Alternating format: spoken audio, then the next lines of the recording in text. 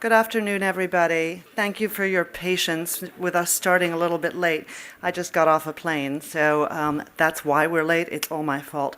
But it is nonetheless a pleasure for me. I'm Danielle Pletka, Senior Vice President of the American Enterprise Institute, to join with the Center for American Progress and with Freedom House to roll out their annual Freedom in the World report. This is something that's familiar to all of us in Washington. This is a report that we all look to because it really is a barometer. It is not simply a report on who's good, who's bad, who's naughty, and who's nice, but really it is something that gives us a sense about what should be American priorities, where there's been slippage, and it also takes a look, a pretty hard look, I have to say, which I'm looking forward to hearing about, at the situation at home. I'm not going to bogart the microphone here. Instead, we're going to have Mike Abramowitz, who is the new president of Freedom House, who came there from the Levine Center at the Holocaust Museum, and prior to that at the Washington Post. They couldn't have made a better pick in Mike, somebody who cares deeply about these issues and brings what I hope I can still say in Washington, a journalist's fairness, a scholar's seriousness to this report, and he's going to spend a few minutes up front before our panel, which I'll introduce afterwards, to just lay out the findings of the report. So with that, thank you, Mike. Thank you, Danny, very much, and welcome everyone. I just so thrilled to be here at AEI. I did want to say we have a couple of our trustees on the board at Freedom House, including our chairman, Jeffrey Hirschberg here. Thank you, Jeff, for being here, and thank you for your support for Freedom House. Danny, thank you so much for your friendship and your partnership. Thank you for hosting us here. We really appreciate it. And I also want to thank John and your colleague at the Center for American Progress. We really appreciate this is a tripartite partnership today. And I think it's very important, given how polarized Washington is today, that groups of different political persuasions and ideological persuasions could come together, all being champions of freedom and democracy. And I think that's an important context for our report this year. We are a deeply nonpartisan organization, and we take our nonpartisanship seriously. And since our founding, in 1941, when we were founded basically to confront the threats of fascism and then communism in the 40s and 50s, we have attracted support from across the political spectrum from leaders of both political parties have been on our board from time to time. And all these people come together because they basically believe in the importance of democracy's basic tenets. And these include the rule of law, guarantees of free and fair elections, guarantees of freedom of the press, and the rights of minorities. Our project, the Freedom of the World Project, began in 1972. And since then, for almost 50 years, we have been reporting on basically the health of democracy around the world, on the status of political rights and civil liberties in every country in the world, and on the strength of democratic institutions. We look at authoritarian states, democracies, small island nations, poor countries, rich countries, all countries, roughly 200 or so, are analyzed by our crack team of researchers. And I would be remiss if I didn't point out some of our crack researchers here in the audience, Sarah Rapucci, who oversees global publications, Arch Puddington, who has been the intellectual force at Freedom House for some 25 years, and our research director, Vanessa Tucker, who sadly is not here because she's working on some other stuff. Next year's report. Yes. So we've been tracking this, as I said, for almost 50 years. I do think that this year's findings are quite alarming. And we say in our report that we believe that democracy is facing its most serious crisis since the end of the Cold War. And I think I can back that up. I'm sure Danny will challenge me on that in your questions. But we do believe that it is under threat and under assault all over the globe. And by our measures, 2017 was the 12th consecutive year of decline in global democracy and freedom. The decline is not confined to one particular part of the globe. It is happening in every region. And I'll give you some numbers to illustrate. Political rights and civil liberties declined in 71 countries this year, twice as many as gained. And this is the largest difference we've seen since the 12-year decline began.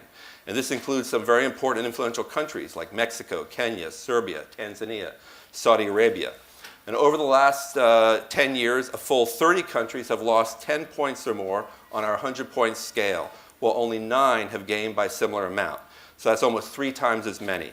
And when we look at the areas that are declining, we saw the biggest drops this year in electoral process and political participation, as well as prevention of corruption. So we see that as a sign that the most tangible manifestation of democracy, elections, may be declining in value. Now, numbers don't tell the whole story. China and Russia, the 2 most powerful authoritarian states, have increased repression at home and stepped up the export of their influence to other countries. And to maintain power, these autocratic regimes are acting beyond their borders to distort or silence political debate, undermine the integrity of elections, and weaken confidence in democracy itself. And I'm really glad to have Vladimir and Laura here. I think they're going to be able to speak to this challenge itself.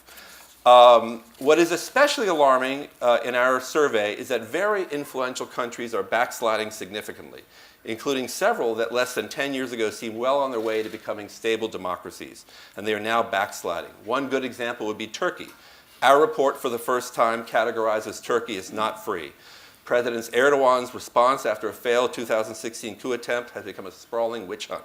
It has led to the arrest of some 60,000 people, the closure of over 160 media outlets, and the imprisonment of over 150 journalists.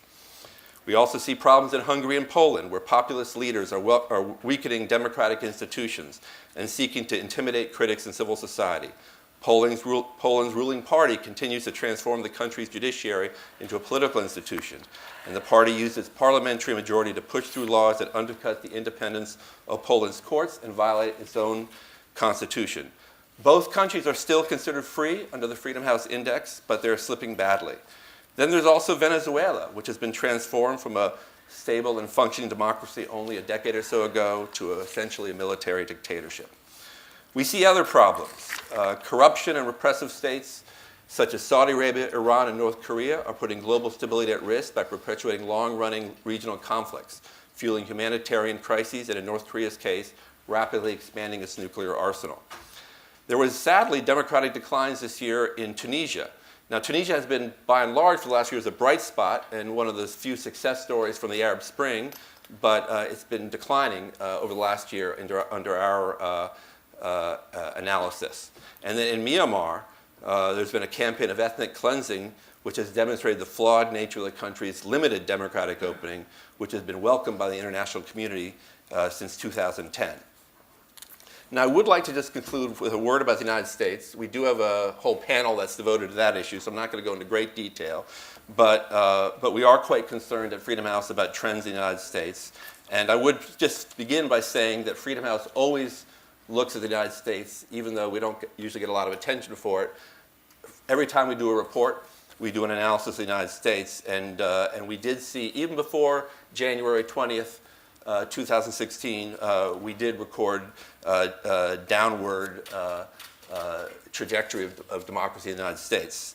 But it did accelerate in the last year, according to our scores, and we saw what we believe was a retreat of the United States as both a champion and as an exemplar of democracy. And our report is pretty blunt on this, and that we're quite concerned about the core institutions of American democracy being attacked and battered by the administration. We do believe that institutions, including the press and the judiciary, have remained resilient in the face of such attacks, but we are worried about the ultimate impact of these attacks, that they could leave such institutions weakened, with grave implications for the health of U.S. democracy. So we don't think we should avoid this topic. I think we at Freedom House work with hundreds of human rights activists and democracy activists all over the world, and I can tell you that they are looking to the United States for leadership on human rights and democracy. And I think that the withdrawal of the United States' role as a leading champion of democracy has potentially serious consequences in the very serious struggle against modern authoritarianism and against the worst excesses of populism. So I'm going to stop there, and I think I've given us a lot for the panel to chew on, and turn it back over to Danny. Thank you very much, Mike, and thank you for being so flexible about whether to be the moderator or not. I'm so delighted to be the moderator because I have much less to say than all the rest of you. Let me just lay out for everybody what this afternoon is going to look like for a second. As Mike said, we're going to have a panel which is largely going to look at foreign policy. And then we're going to have a panel chaired by my colleague Ryan Streeter, who runs domestic policy here at AEI. And then Senator Ben Sasse will join us for a keynote at the end. I know I'm very much looking forward to that. I'm so happy he was able to be here. But now we have a chance to talk about these issues. And what I want to focus on, I want to try and keep us a little bit away from the topic of America, which I think really will be well dealt with in the second session. Because what we know here, and I'm going to introduce my colleagues, but what we really know here is foreign policy is democracy as a foreign policy value and democracy promotion. And we'll focus on that and the backsliding. So Vladimir Kara-Murza is someone who I think is well known to almost everybody who's ever set foot in AEI, and many, many more at that. Let me get your title right, forgive me, Vladimir, but I'm a little tired.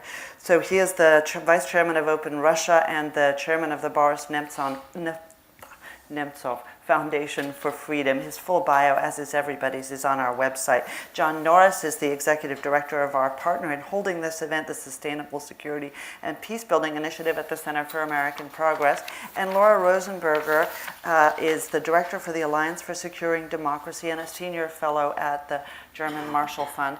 Mike, you all know. So I don't want us all to give presentations. We didn't have a chance to talk about this, but really let's try and have a conversation, notwithstanding that we're sitting here in this tilted way.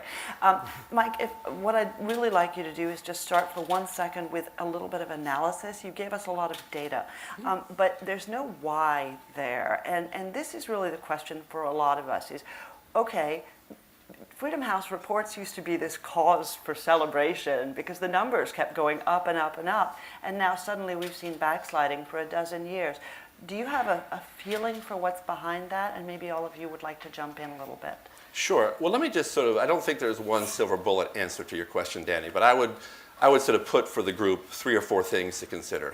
I think number one, I think it's not surprising that some of the decline began with the beginning of the world economic crisis. I think the idea that democracies have not been delivering on the promise of widespread economic growth for a broad cross-section of their citizens, I think is a factor in this. I think number two, I do think the world migration crisis is a factor. I think we're now in the greatest migration crisis really since World War II. I think more refugees than since World War II. And I think that is clearly disrupting politics all over the globe, causing a lot of consternation in Western Europe and other places, certainly in Eastern Europe as well. So I think the world migration crisis is something I would add. I also think you have seen, and I'm particularly interested in hearing from Vladimir and Laura about this, I think much greater self-confidence both from Russia and from China in kind of challenging the liberal democratic order. I think you saw the Chinese Communist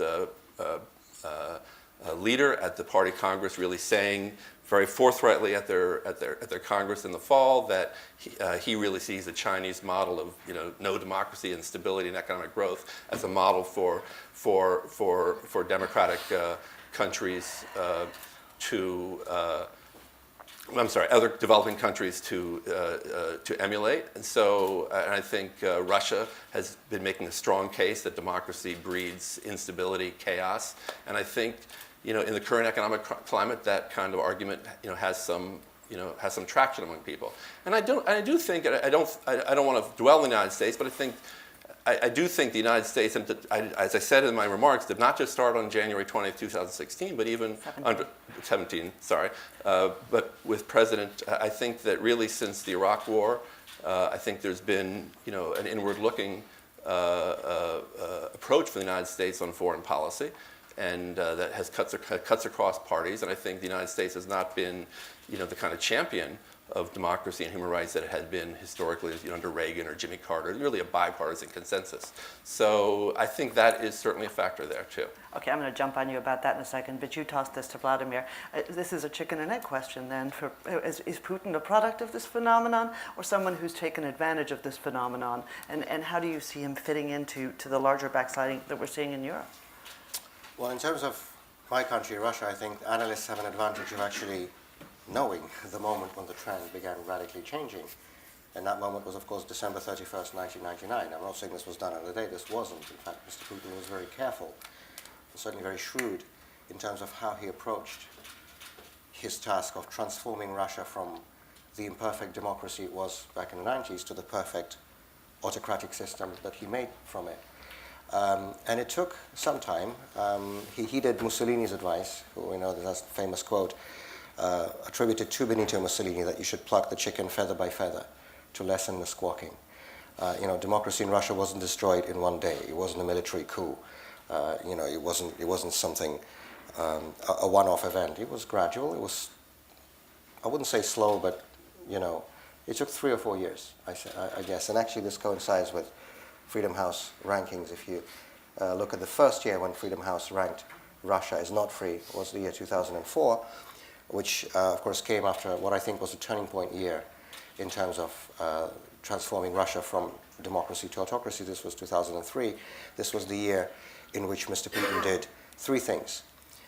He closed down the last independent nationwide television channel in Russia. That was June 2003. Same year, October 2003, he imprisoned Russia's richest man, Mikhail Khodorkovsky, head of the Yukos Oil Company, in a clear signal to other big business leaders to stay out of politics and not to support civil society and opposition groups, which Khodorkovsky did. And the third thing Mr. Putin did back in 2003 is the election to the Russian parliament, the State Duma, in December of 2003. That's an election I actually ran in as a candidate.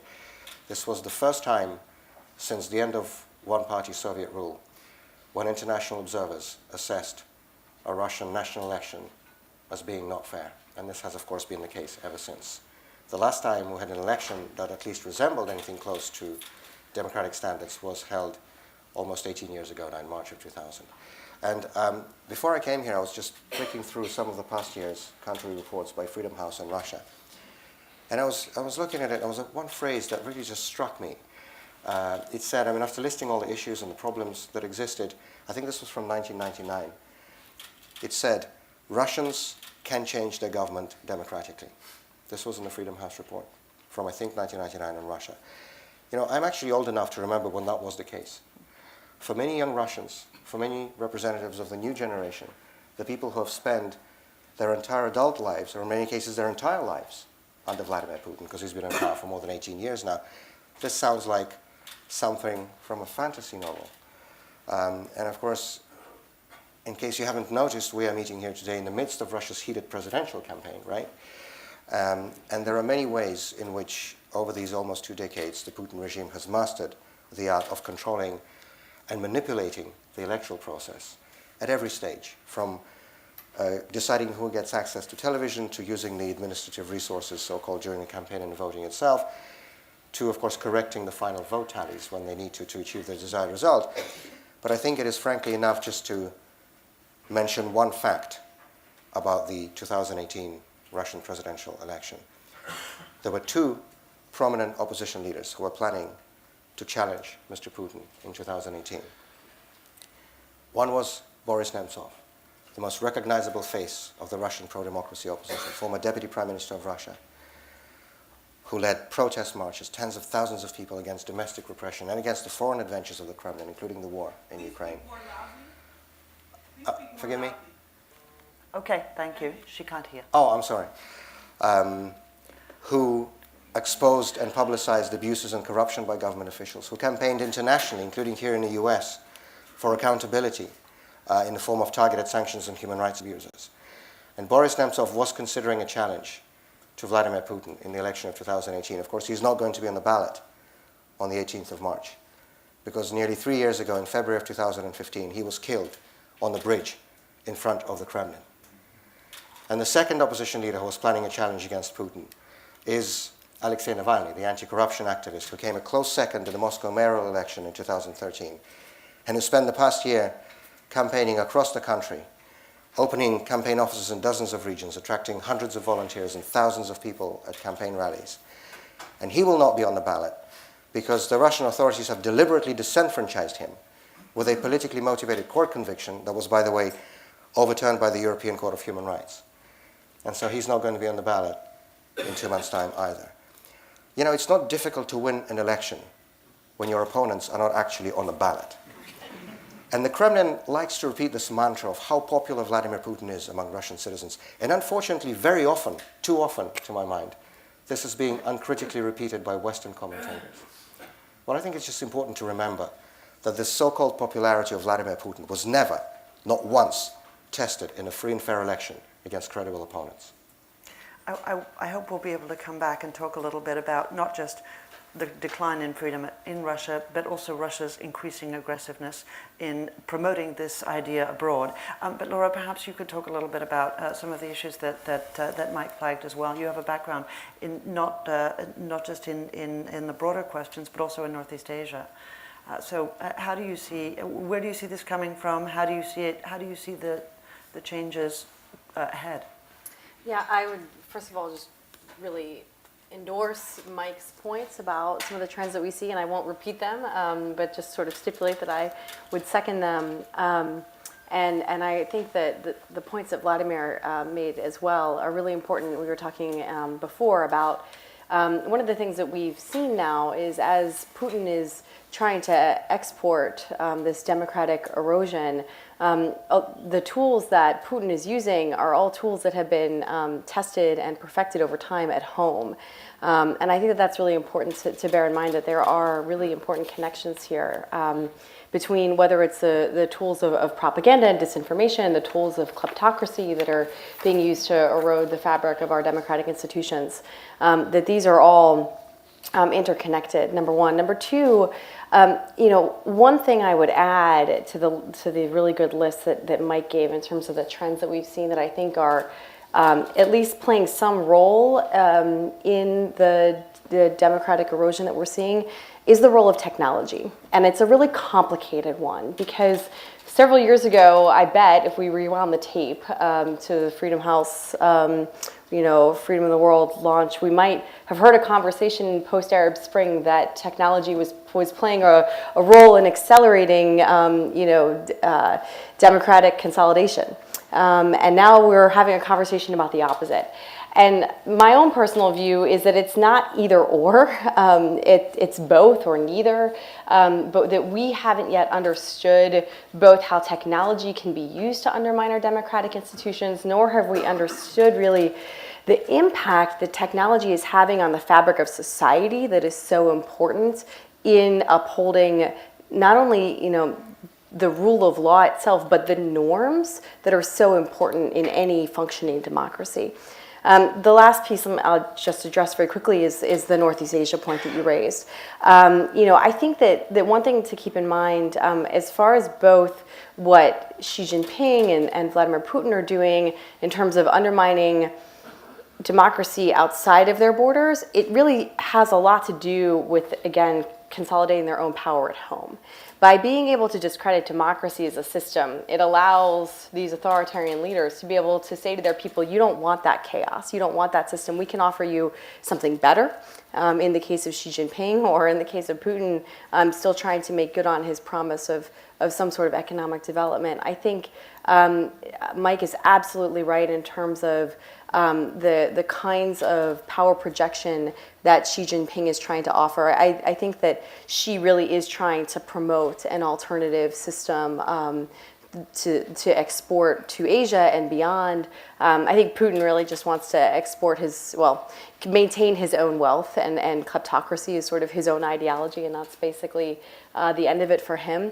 But I think that really understanding the interconnection between the attempts to undermine democracy outside of their borders with the ability to maintain control at home is a really important piece of this. I think that's very important. But what seems to me to be qualitatively different is particularly in the case of China.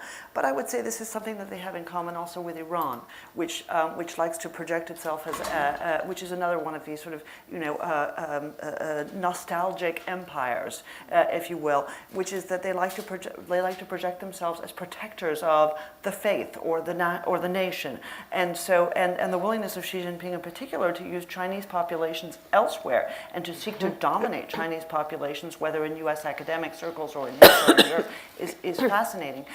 John, I hope we can press you on this question that to me seems so very central that Mike brought up, because I don't think you rightly make the point that U.S. support for democracy and for democracy promotion did not see a sudden erosion with the coming of the Trump administration. To the contrary, the notion of us promoting democracy got wrapped up after the Iraq War with a notion of humility, that in fact maybe our system isn't better.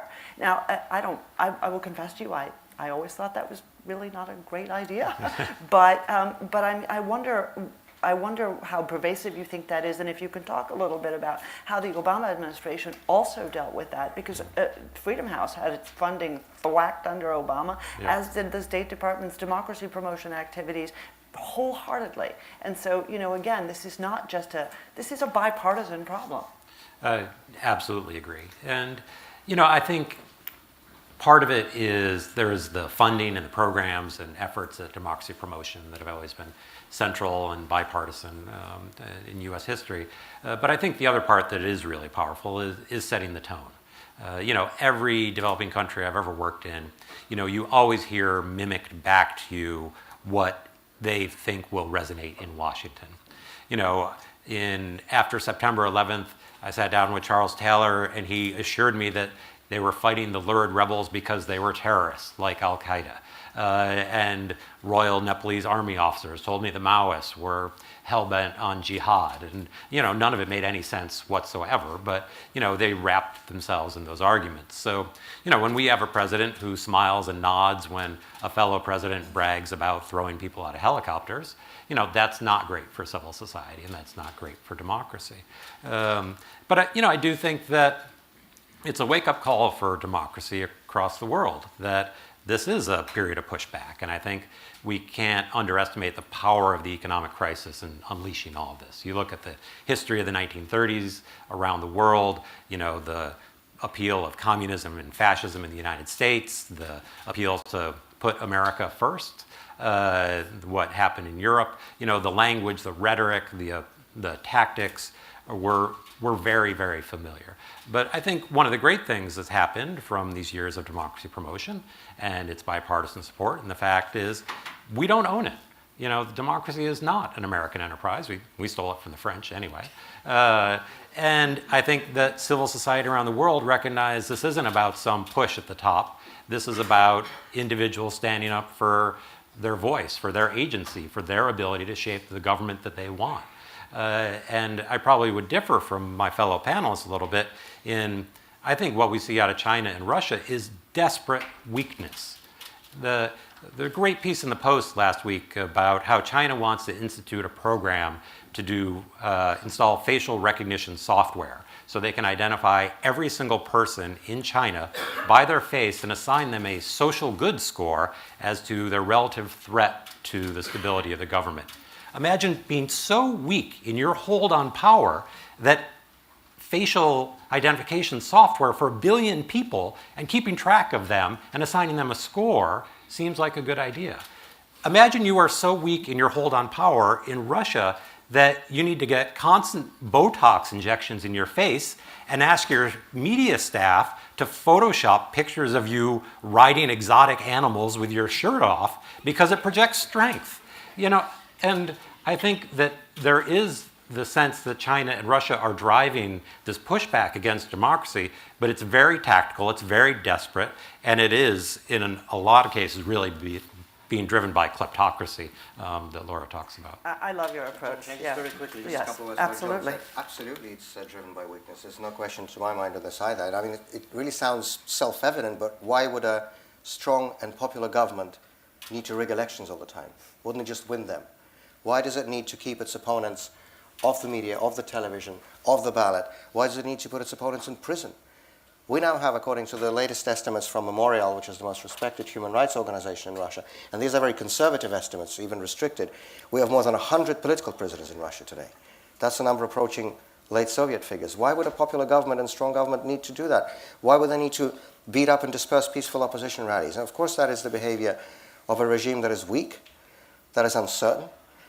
And I think if we look at the mass protests that took place across Russia in this past year, in the spring, and again over the summer, when tens of thousands of people, mostly young people, went to the streets all across the country, literally from Kaliningrad to Khabarovsk, across 11 time zones, to protest against this pervasive government corruption that has become the hallmark of the Putin regime, and the political system that has allowed and created and nurtured this corruption. And if we see the, even the demographic trends there, you mentioned Mr. Putin's Botox, the vast majority of the protesters on the streets of Russia were late teens and early 20s. That is not a good trend for an aging authoritarian leader to be in.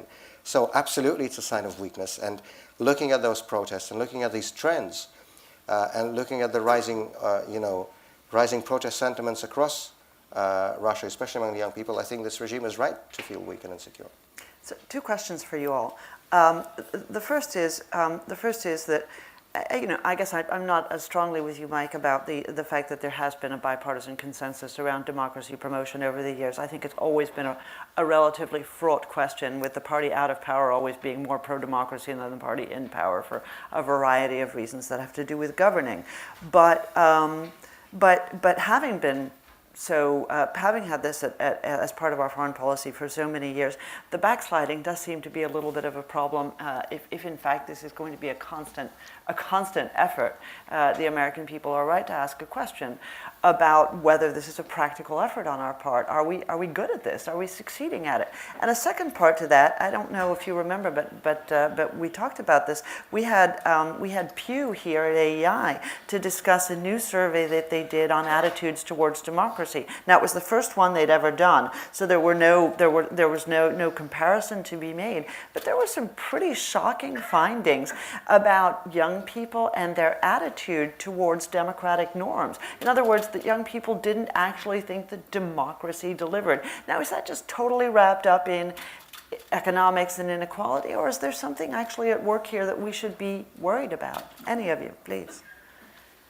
Laura. Could I jump in on that? So a couple of points there. I think, first of all, one of the things that's really interesting on the question of are we effective at democracy promotion or not, and this extended effort, I mean, one of the things that we're seeing in some of the recent findings this year and in the past couple years is countries that we had considered to be consolidated democracies, right? In the literature, the idea that you've reached this democratic plateau point and you're not going back. We have seen a serious backsliding in consolidated democracies. And so we're not just seeing a sort of halt in the advance of democracy in new places. We're seeing, established democracy on the retreat. Even in places like Poland, which did not suffer inordinately from the financial crisis, right? So, right. So I think that's one piece. I think it also somewhat relates to your second piece on the survey question on democratic attitudes toward democracy, which is, I think, and I know we're staying away from the US here, so I'll just talk generally about it, but I think especially where you have had generations that have grown up knowing nothing but democracy, it becomes an invisible good. And you see all the problems with the existing system, but you don't have a reference point to what the alternative was, why it would be better, worse, or the same. And so I think that you mix that up with all the other trends that we're seeing, and I think it becomes a really complicated set of questions, but I think that it's actually really core to how we begin to push back on the authoritarian regimes like Russia and China. I mean, so much of what they are doing in terms of their efforts to undermine democracy outside their borders, they're not, creating this democratic backsliding, or they're not creating the fissures that exist in our society. They're simply exploiting them. They're exploiting a lack of resilience in our institutions. They're exploiting a lack of support for democracy. And so I think, this is where getting back to basics is so important in making sure that we actually can reverse this trend. Just on your point about the United States, Danny, I do feel that every president in my lifetime has always had to balance an issue of values and real politics. In reality, Carter praised the Shah of Iran and made him a buddy before he was out. Reagan was very warm towards some of the Latin American dictatorships, and honestly, Obama also turned a blind eye to what was happening in Iran when there was a democracy protest. So I think you've seen every president.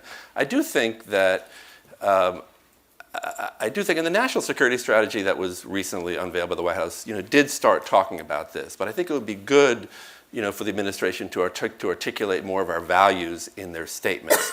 I do think that, and really stop saying nice things about dictators who come into the White House, whether it's President Erdogan, President Sisi, and others. I think that that seems a little bit different from what I've experienced Do you before. think Hillary Clinton should have been more confrontational when she went to China, for example, on human rights issues? Because this is the question. It is always getting what you want versus pissing off your interlocutors by bringing up issues that they view as their own domestic affairs. Right. Now, you know where I stand on this, but we've had this serially happen. It's not just Donald Trump who's been frankly recalcitrant on these issues. Should they be doing this everywhere, always? Well, look, there's not a cookie cutter to this, but I think it is important for a president of the United States to at least give some sense of what their values are. And I don't think we've heard that as much from this president as we have from others. I want to open things up to the audience, but I want to press John, because I think, John, you said one of the most provocative and interesting things on a very interesting panel, which is how do you address these challenges? We've sort of come to tearing of, gnashing of our teeth and bemoaning and laying out, as Vladimir rightly does, the peccadillos of these growing number of autocrats. But you laid out, this weakness that they have. Should that be something, and can that be something as a matter of policy that you see the United States exploiting? Yes, absolutely. And How? I think that we have to get back to what's worked for us on a bipartisan basis since the end of the Second World War. The lodestar of American foreign policy, which I think has always brought together CAP and AEI and our predecessor organizations, was an understanding that growing the number of free market democracies was the best bastion of security and prosperity that we could hope for. That was the underpinning of NATO, that's the underpinning of our trade agreements, that is why we've consistently supported democracy. We've always appreciated that fellow democracies and fellow free markets make really good allies, they make really good partners, and they make for a more stable world. And I think that's part of why the current administration feels substantively different than its predecessors. The unwillingness to kind of say Article 5 of NATO out loud, like he's whispering Voldemort's name or something. The sense You're not supposed to whisper Voldemort's name either. Yes, exactly. I think that is the core. And I think that we and our allies, not just in Europe, but you look at the growth of free market democracies in Latin America, since I was talking to a gentleman who was sent to the Peace Corps in Venezuela in 1963, where Latin America is compared to then. We've benefited enormously because of that historic progress to those core ideals. And I think that's what we need to get back to. Well, can I very quickly comment on something you mentioned earlier about the bipartisan nature of support for human rights and democracy. I want to be very careful in what I say because I'm the only. Of course, I want to be very careful in what I say because I'm the only non-American on the panel, and it seems you have enough Russians trying to meddle in your domestic affairs. I don't want to be one more. But I do want to make a general point. I think if you look at what's been happening in terms of support for human rights and democracy with regard to Russia here in the U.S. over the past almost 2 decades that Putin's been in power, you've seen on the one hand a bipartisan presidential failure, and on the other hand some very strong and principled bipartisan leadership in Congress. Now, I don't claim any specific insight or any powers of foretelling, but frankly, for many of us, it was absolutely obvious from the very beginning of where Putin was going and where he was going to take Russia.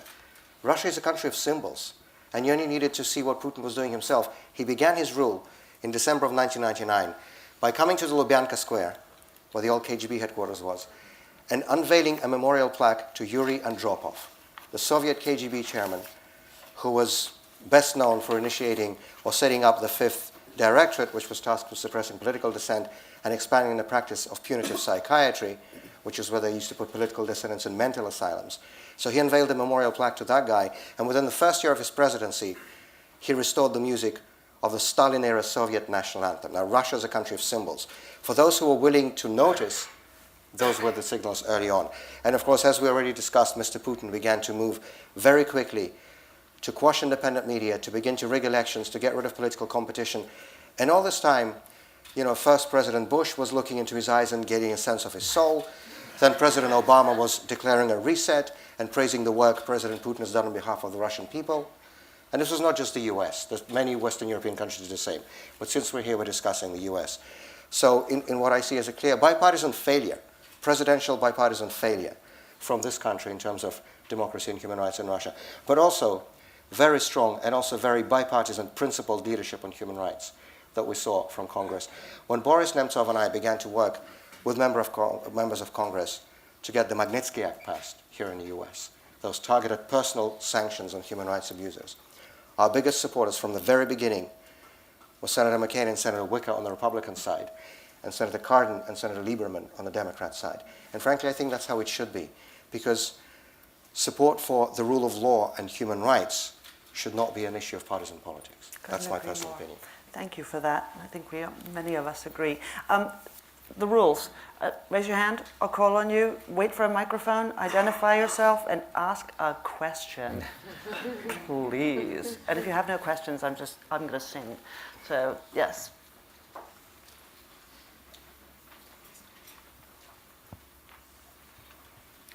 Will Ferrajaro, consultant to Peace Tech Lab.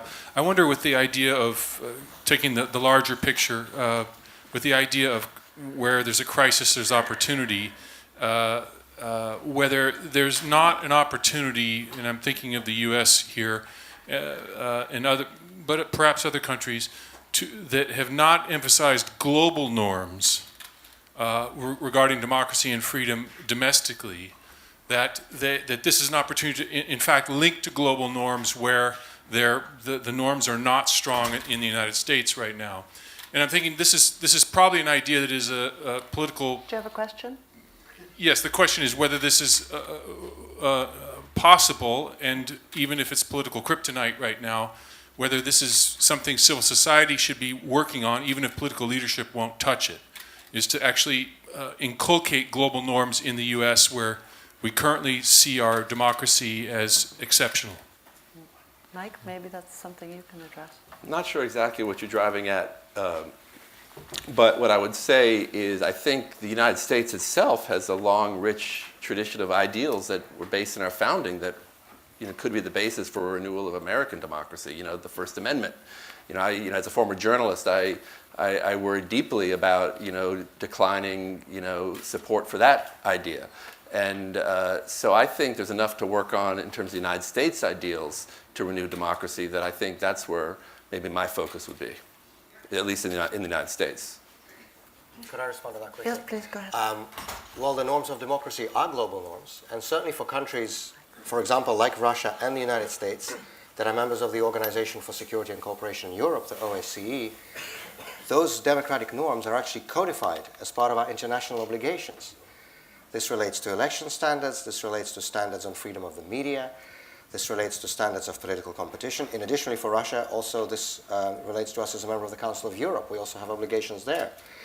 So every time the Putin regime rigs an election, beats up peaceful demonstrators, put political opponents in prison, they're not just violating the Russian constitution and Russian laws, but they're also violating clear-cut international commitments of the Russian Federation.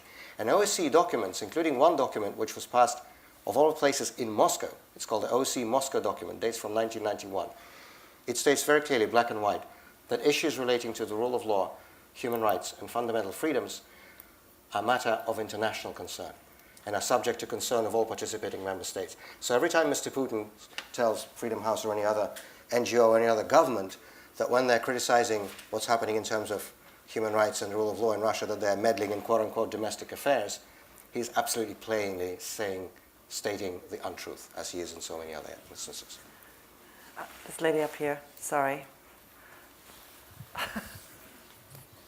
Thank you. Is it on? Yeah, I think so.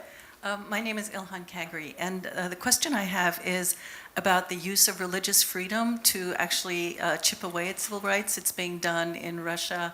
It's being done in Saudi Arabia for sure. In this country, I think we're seeing it being used more and more. So does the report talk about that, and what do you think of that? Because there's a tension between protecting religious freedom and diversity versus protecting civil rights. Mike, that's you.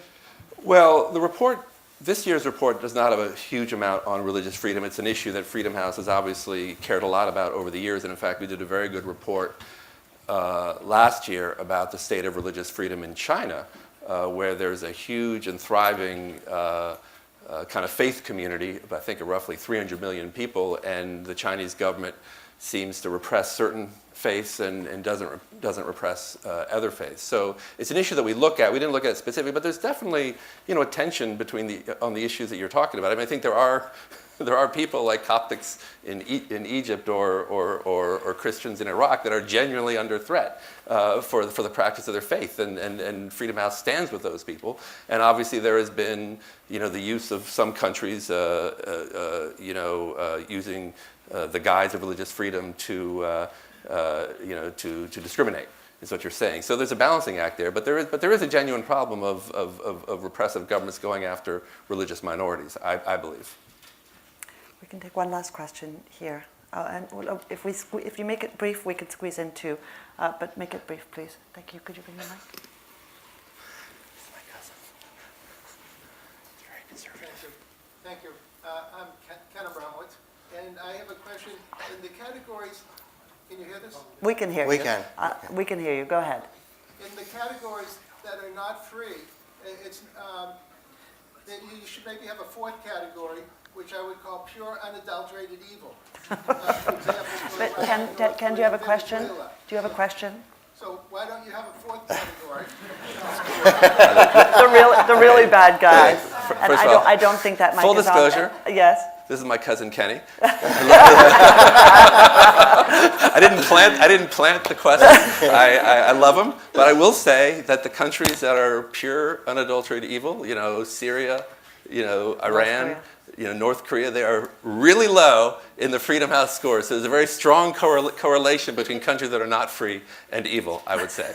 You can resolve this over dinner at home. And this young man. Thank you. My name is Eduardo Lugo. I'm an activist and journalism student. Coming from Venezuela, I would like to ask, to what degree these losses in the quality of democracy worldwide can be attributed to tailored oppositions also, or weak oppositions that are loyal to these oppressive regimes, and the marginalization or the brutal persecution of legitimate oppositions. My point goes with these loyal oppositions, because in the end they contribute to legitimize the systems that offer a facade of democracy, when in reality these are growingly autocratic regimes. Thank you. It's a very complicated calculus for any opposition party in any country of when you feel the system is so under threat that you begin to take extraordinary measures that might go outside of the system itself.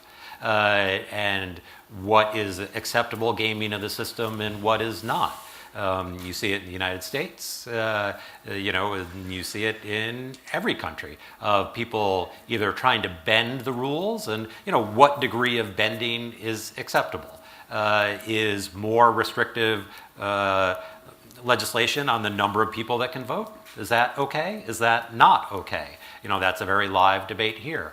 I think there are very few oppositions that just willingly go along and ride their way to autocracy. I think there's lots of oppositions that miscalculate how severe threat they're under, how far their opponents are willing to go, or the need to really act collectively at moments of great duress and put aside petty partisan differences or personal differences to stand up in a unified fashion. I think that's most often the kind of venal, petty stuff that keeps opponents sniping at each other even as a system is under threat. I think that's the way that people lose out most often. But I want you to have the last word here, because you are actually one of the people who we're talking about, but I actually want to hear your reaction to what I'm about to ask. You underscore a very big challenge for the United States and for other countries who support democracy. And that is this, what I've seen over the last 20 years, particularly on issues like that I work on, for example, Iran, where people are accused of not being legitimate opposition members or leaders when they are working in the United States. Because for whatever reason, if they're not in their home country because they can't be, because they're oppressed, or because they're seeking support from powerful international actors, that somehow that delegitimizes them. We saw this during the Iraq War. We've seen it during the debate about what to do about Iran, and we've heard it from Russian leadership about people like you who come here and who have conversations on the stage at the American Enterprise Institute, that somehow this decreases your legitimacy as a legitimate Russian opposition figure. This seems to me to be a very big problem. I'm very curious what you think, and obviously then say what you wanted to say. Thank you. And then we'll wrap up. Thank you for the question. When Putin was coming to power all those years ago, a lot of wishful thinkers in the West said, oh, he'd served for some time in Germany, that must be a good thing. Except it was the wrong Germany. And the political system we have in Russia today that Mr. Putin has created has a lot of similarities to the system that existed in a German Democratic Republic. For example, the GDR was not a one-party state, officially. Not many people know that. In their parliament, they had several parties, except they were all controlled from one place. This is what we have today. Technically, we have 4 different parties in our State Duma. In practice, we have 0 opposition members. I was at a panel recently with an opposition activist from Papua New Guinea, and he said, the situation is so bad in our country, we only have 1 real opposition member in parliament. And I came up to him at the break and said, well, that's 1 more than we have. We have none. But technically, there are 4 different parties. When you come to vote in elections, it's not like in the Soviet Union where you literally had 1 person on the ballot. Now you have several, but they're all controlled from one place. And so we have this new terminology now in Russia where we divide the opposition into systemic and non-systemic. So systemic opposition are the fake opposition parties that are controlled by the Kremlin, that are sitting in the Duma, and that create the facade of political pluralism, which does not in fact exist. And non-systemic opposition is genuine, real, authentic opposition that is not allowed on the ballot, that is not allowed on television, whose leaders are in prison, in exile, or dead. And there's this distinction, and of course Boris Nemtsov also, he broke so many stereotypes. That was one more stereotype he broke. He was the only non-systemic opposition leader in Russia who actually won an election and became a regional legislator back in 2013. And he was planning to run for parliament in 2016. Of course, somebody made sure that would not happen. But this is the distinction we have, and this is a very important point that you make. And it's also, I think, important for people in the international community to distinguish between who is the real opposition and who are just, shadow boxers picked by the Kremlin. Of course, it must be very convenient when the regime picks its own opponents on the ballot. And so the only place for the genuine opposition to go and to express our views basically is on the streets. And this is why you're seeing the rise in mass protests increasingly. First with this big wave in 2011, 2012, 5 years ago, 6 years ago now, but also now literally in the last few months, because this is the only place to express your protest against the government. We're not allowed on television, we're not allowed in parliament, we're not allowed on the ballot. The only place for us to go is the streets. And on a question of, on your question, Danny, about our international activity, frankly, we don't pay too much attention to what the Kremlin propaganda says, but since you ask it, I'll respond to it directly. If you listen to the Kremlin propaganda, the television channels, which, by the way, I advise you not to if you value your nervous system. I don't even have a TV in Moscow in my apartment because it's not good for you to watch this stuff all the time. I sometimes do because you have to know what the enemies are doing.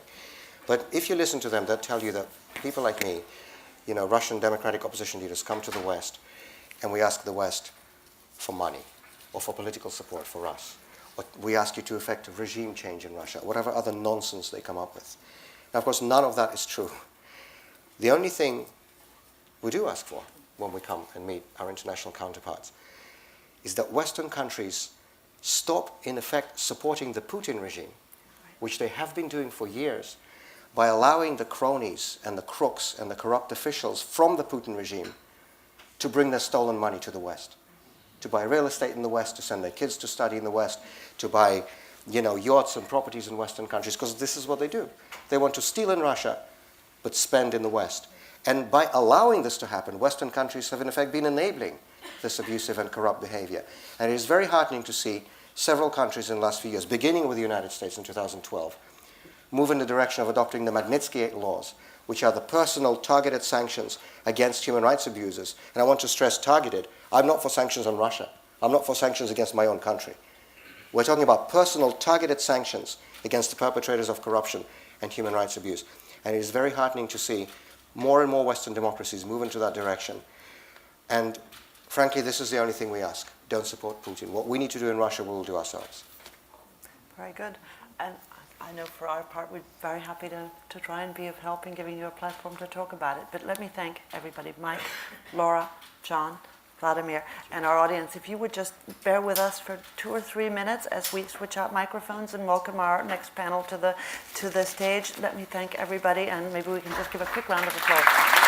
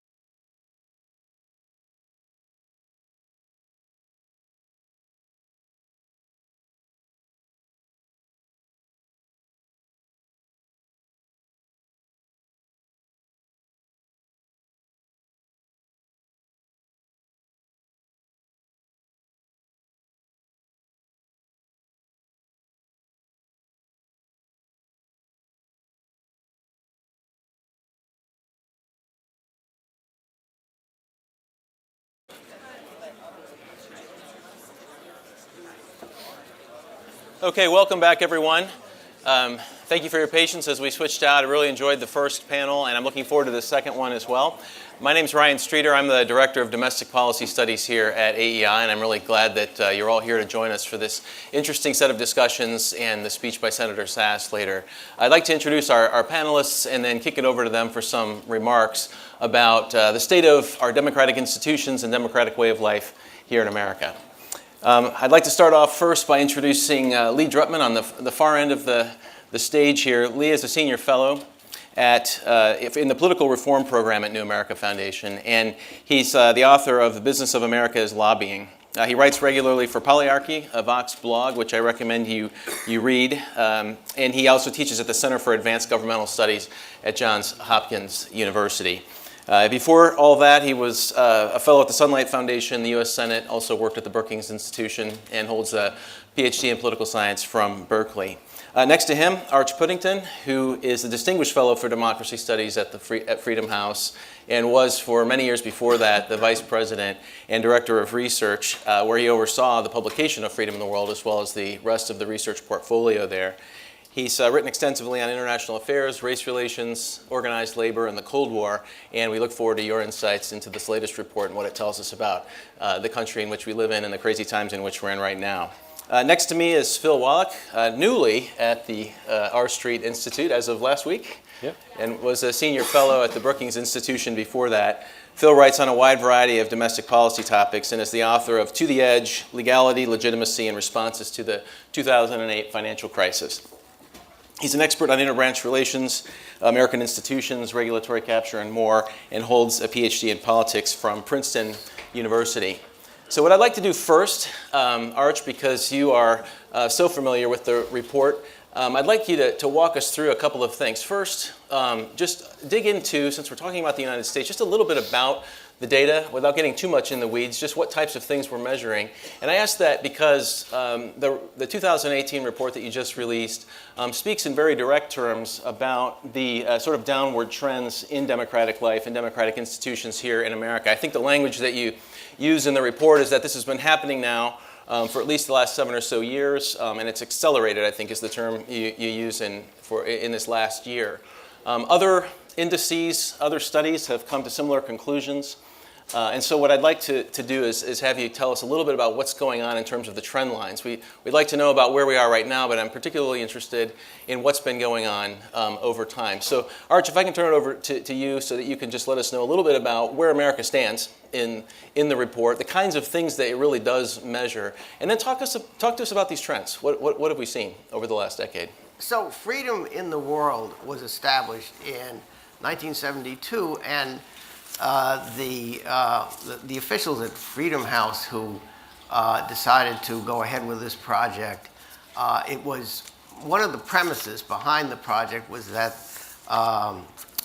that America was the exemplar of democracy to the world, and also that the United States was the country that the rest of the world looked to, especially those people who were living under authoritarian or repressive systems. And initially, the United States had a score in freedom in the world that was not up at the very, very top, but it was at a level about the same as our major democratic allies like Germany and the UK. And this was true in the 1970s, and the 1980s, and the 1990s. Then came 9/11. And 9/11 provoked this major, intense argument that had ramifications inside Freedom House, but of course outside Freedom House as well, about whether the counterterrorism policies of the United States were irreparably damaging America's global credibility and its democracy. And this controversy became so intense that at a certain point we made the decision to publish a book-length study. It was called Today's American, How Free? And it looked at all of the major institutions of American democracy to see which ones were really robust and which institutions were showing signs of wear and tear. And this report reached two conclusions. The first conclusion was that the counterterrorism regime was already being dealt with through the normal process of publicity through the press, national debate, and policy making at the national level. And that this did not pose a really serious potential to cripple American freedoms. The second conclusion was that there was a constellation of other issues that actually were much more worrying about for the long-term health of American freedom. And those can be put under four categories. One was elections, the election process. A second was racial inequality. A third was criminal justice and other rule of law issues. And a fourth was equality of opportunity. And that report was issued about 10 years ago, and I would say that the conclusions of that report have been borne out by subsequent events. So we now are in a situation where the United States is no longer scored at the same level as Germany or the UK or France. It is scored at a somewhat lower level. And that's because over the past 6 or 7 years, there's been a steady erosion in the indicators in freedom in the world for the United States. And most of this erosion took place before 2017, but no question there was an acceleration of this process over the past year. So I want to put the areas of the problem areas under three categories. The first category would be the electoral process. And there we have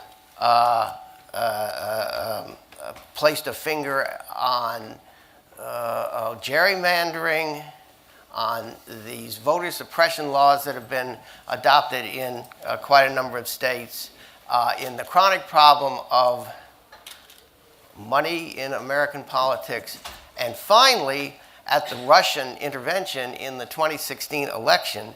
By the way, this is aside from the controversy over collusion, just the very fact of intervention by a foreign hostile power in the electoral system, plus the indifference of the Trump administration to actually taking measures to see that this kind of thing doesn't happen again.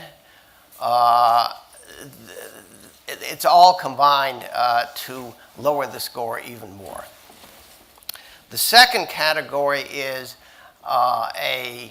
again a kind of a potpourri of issues under the rule of law category, many of which have to do with the criminal justice system, our incarceration rates, the prison conditions in the United States, the erosion of funding for public defenders, and other issues of this sort. And we can go into that in Q&A. And finally, the final category is what I would call the Trump effect.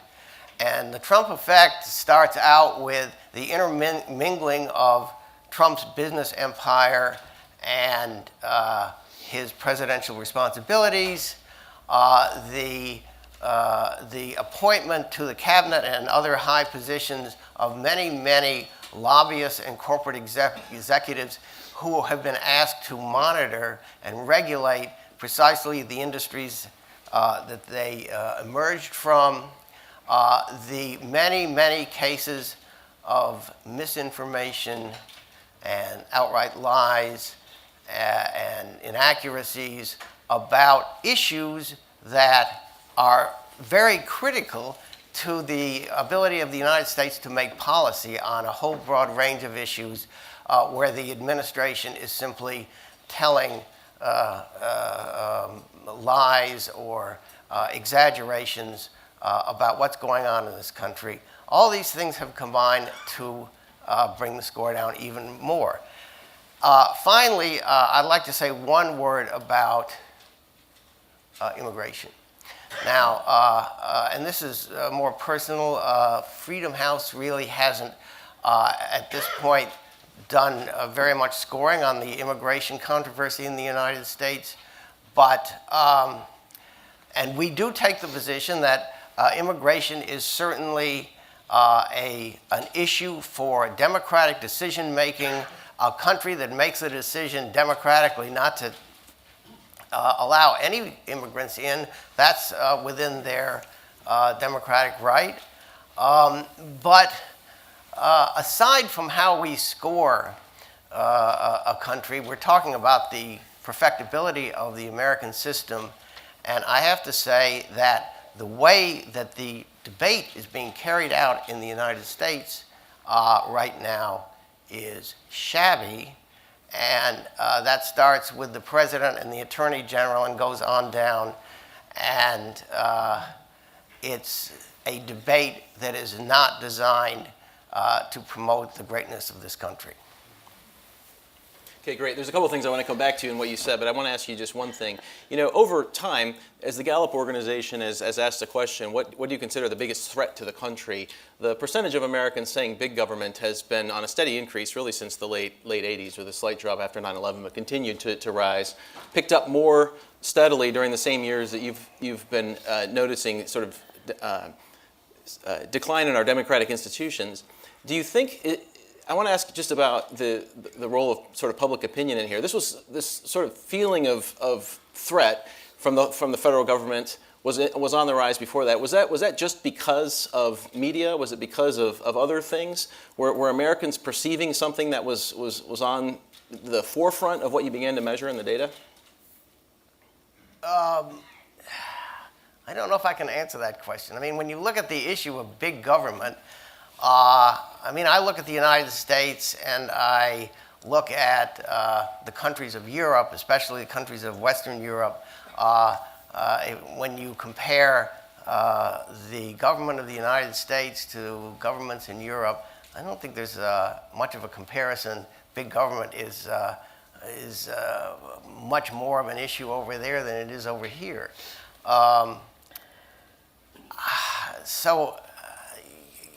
You know, it's really a question just about public perception here. Americans are agitated and anxious right now, but if you take the long arc view over the last several decades, people have been agitated for some time. What you're measuring now shows that something new has actually happened. Americans have been worried about some of these trends, it seems like, for some time. And so I wondered what it is you think was driving that over time. Other indices too, the Economist Intelligence Unit was also noticing these declines in our democratic institutions and norms. They also said this has been happening for a while. I think a year ago, and they said, you know, it wasn't just the 2016 election that did this. The institutions themselves have been under stress lately. Americans seem to think we've had a problem with our national institutions for some time. So I think it's obvious that building a multinational democracy is an extremely difficult project. And we see this especially in Europe, where they're not succeeding at building democratic societies with these new immigrants that have come to almost every country in Europe, in Western Europe, in the past 20 years. And certainly, I think that has had an effect on Americans' willingness to be persuaded that there are certain forces out there and that the government is not the government for them, but it's a government for the other person. And I think that has been a problem in this country, frankly, ever since the Civil Rights Revolution. And it's something that political leadership has to cope with, but it certainly is a problem when you have some political forces saying that government is just not working for you, but it might be working for somebody else. Right.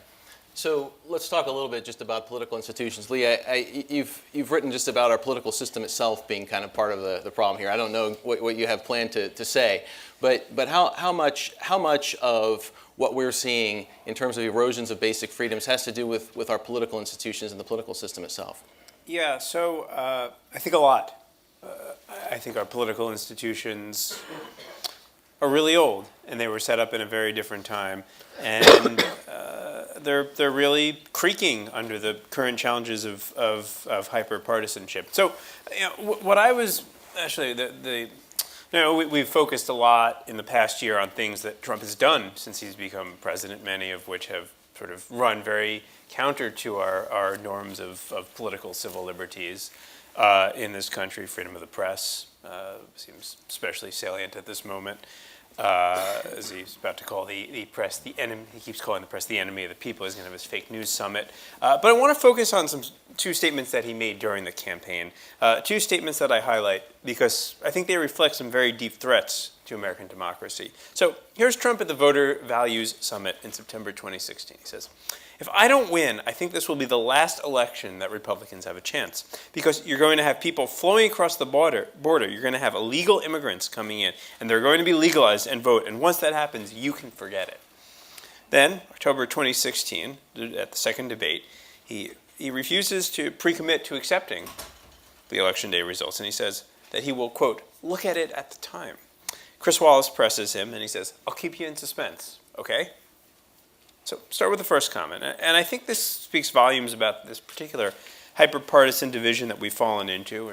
Two parties separated by race, geography, culture, reinforced by these overlapping identities that charge political conflict with a visceral level of anger and emotion. It's a party system that's now divided by fundamental questions of national identity that Arch alluded to, that really leave no space for bargaining and compromise that democracy depends on.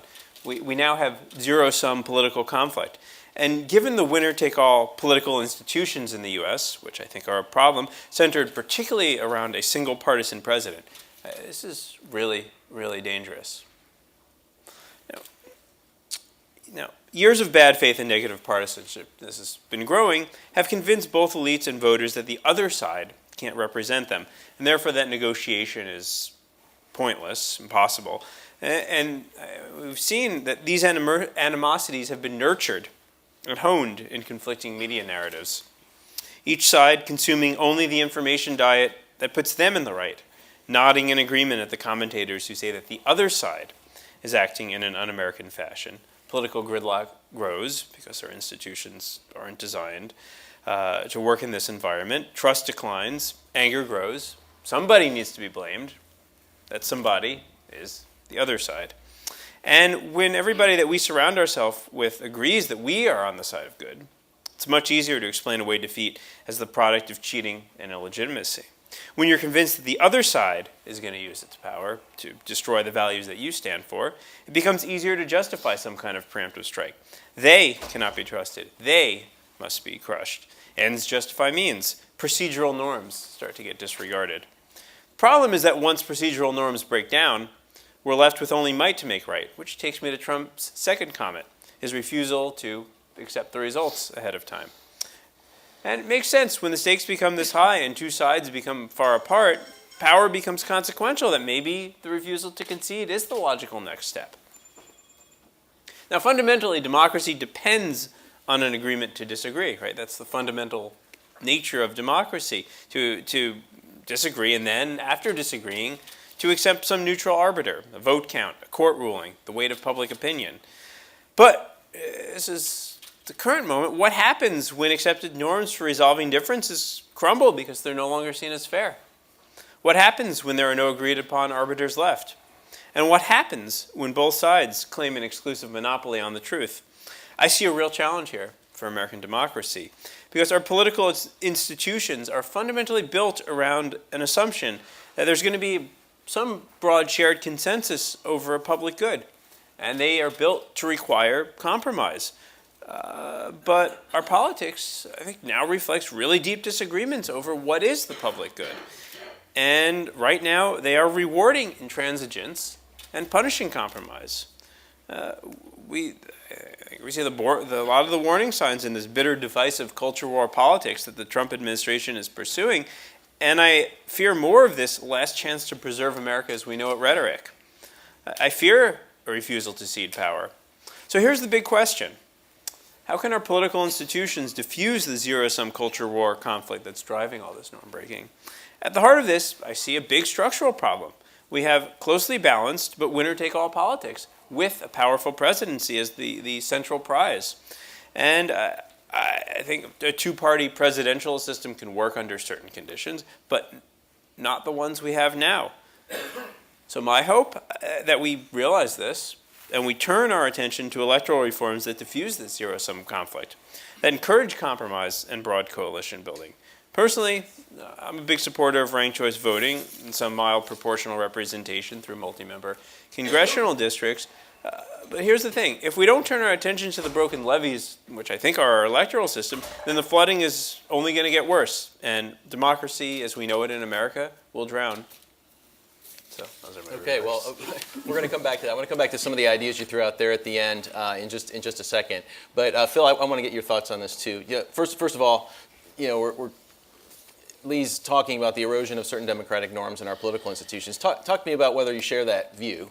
And then secondly, are there institutions, are you concerned that our institutions are such right now that we've ceded so much authority, say, to executive branch agencies, that that's part of what's fueling this right now? We've, over the years, been granting authority to executive branch agencies because of some of these political dysfunctions in Congress and our electoral system to the point where we actually have people afraid now of those outsized powers. There's a lot of talk about right that now. Is that where you are, or do you take a different view?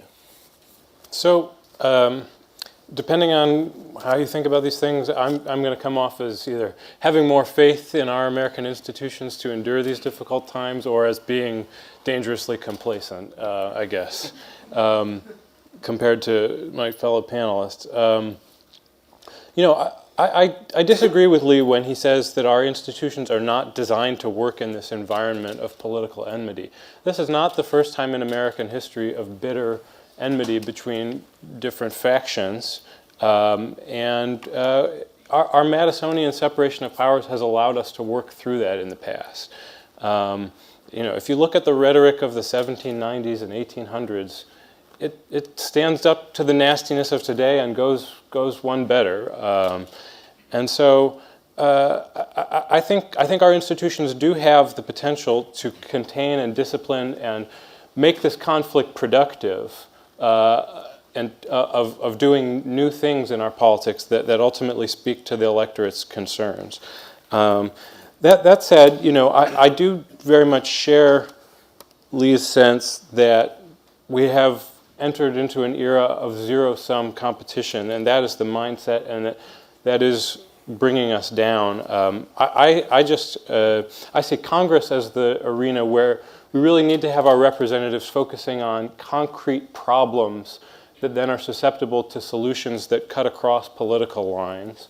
And that happens too little right now. Instead, the problem to solve is the last administration.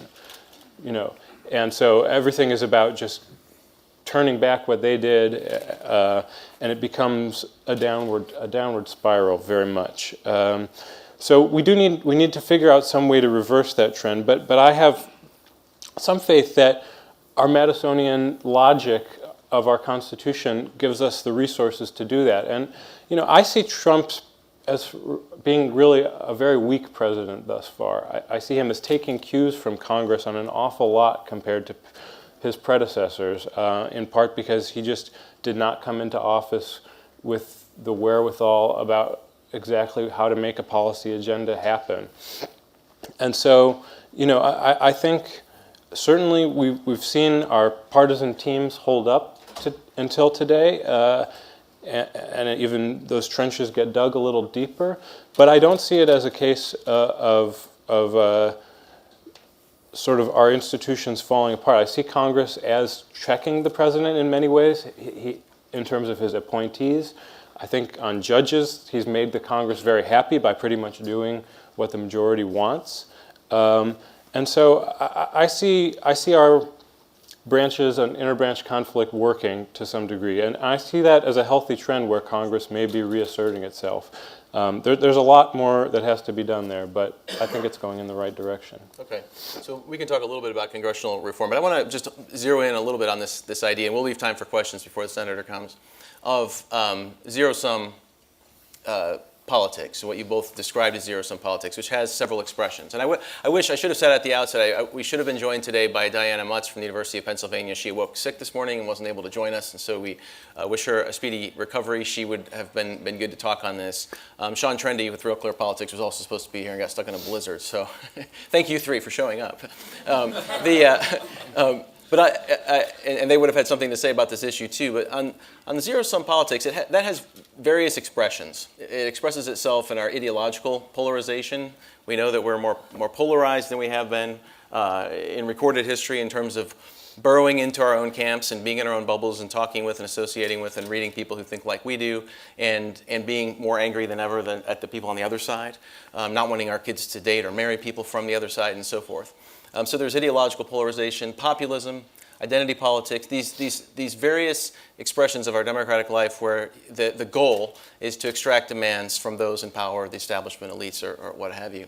Is this environment, what you've described as zero-sum politics, is that the result of the erosion of freedoms that the Freedom in the World report has shown us? Is that the result of that? Or has that actually helped drive us to this point? Has our way of doing democratic life in America made it such right now that the point of gaining power is so that you can actually exercise control over some other group? And that is why people actually are experiencing what we would say is the erosion of powers. Are zero-sum politics driving this erosion arch that you've recorded in the study, or is this the result of it? Well, so there's the issue and feel free to disagree with the premise about zero-sum. There's the controversy over the voter suppression laws that have been enacted by a number of states where you have Republican majorities in the state legislature and you have usually a Republican governor. And most of these laws were passed after 2013, when the Supreme Court made its ruling that stripped away some of the powers that had been enforced because of the Voting Rights Act. And at that time, I felt that the Supreme Court decision was the correct decision, because I don't think it's good for democracy when you have a measure in place ad infinitum that's going to treat certain regions of the country different than other regions, and once the country reached a certain level of political maturity and could tolerate the idea that people have the same right to vote, these laws should be rolled up. But I was wrong, because what happened after that Supreme Court decision was that Republicans took that opportunity to try to institute these measures to suppress the votes of racial minorities and immigrants, but I think mainly of black voters, because black voters are a force in the state politics of quite a number of states, especially southern states. And so I'd have to say in this case, it was the act of the Republican Party in these states that has driven the politics of zero-sum politics. Okay, Phil. I think it's tricky because, if you frame it as voter suppression laws, that makes it pretty clear how, who could like voter suppression laws. But, it's, I think a more comparative approach would be helpful here. Where do these state election laws actually sit in terms of restrictiveness of voting requirements compared to other countries. And there's lots of countries that don't seem to take a lot of flack for having voter ID laws in place. And then, I just wanted to bring up something about immigration since you had focused on it in your remarks. There's obviously a large portion of the country who thinks that the debate, the political discourse around immigration has been shabby for a long time, precisely because a certain kind of view on enforcing the importance of enforcing the immigration laws has not been given enough of a prominent place in the central political debates. And so you've seen them react, you've seen them question the legitimacy of the system. And so again, I see what's happening now as in large part a correction to certain kinds of views being excluded before. And I think the American system has the ability to work these kinds of conflicts out. The debate over immigration didn't start under Trump. It's been going on since early on in the Bush administration, where there was an attempt to put together an immigration reform legislation. And it's true that it's a controversial issue and that there are high emotions over this issue, but I expect more of our political leaders than we've been hearing even before Trump. Okay, so I want to get to audience questions, but I do want to come back to this question of reform. Lee, you mentioned very briefly some ideas that you think would actually work to getting rid of some of the dysfunction which is leading to some of these erosions that we're talking about. Unpack that a little bit more. Well, look, talk about this narrow contest for power. Right? We have a quasi-majoritarian winner-take-all system in which the president who wins the Electoral College by a narrow margin gets all the power. The party that gets the majority of seats, even if it's a narrow majority in the legislature, gets all the power. So the prize of winning that control is really, really high. And it's one of the reasons why I think we see a lot of norm breaking, because as the sides become further and further apart, power becomes really something something really, really important. You're willing to kind of break some norms along the edges because you think that your side is the right side and the other side is the wrong side. Now, the U.S. is kind of an outlier in the world. We're one of very few democracies that have a two-party system. Most advanced democracies have a proportional voting system in which every voter gets equal influence. The seats that they get in the legislature reflect their share in the electorate. And what happens in those systems is that no single party is a majority, so no single party is trying to control the government completely. What happens is that you build coalition and compromise into the framework of those governing systems.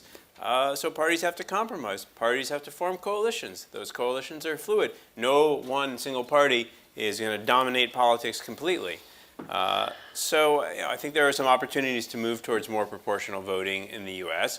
We have single-member House, plurality-winner House districts, which are really, single-member and Senate seats. Those are a separate problem.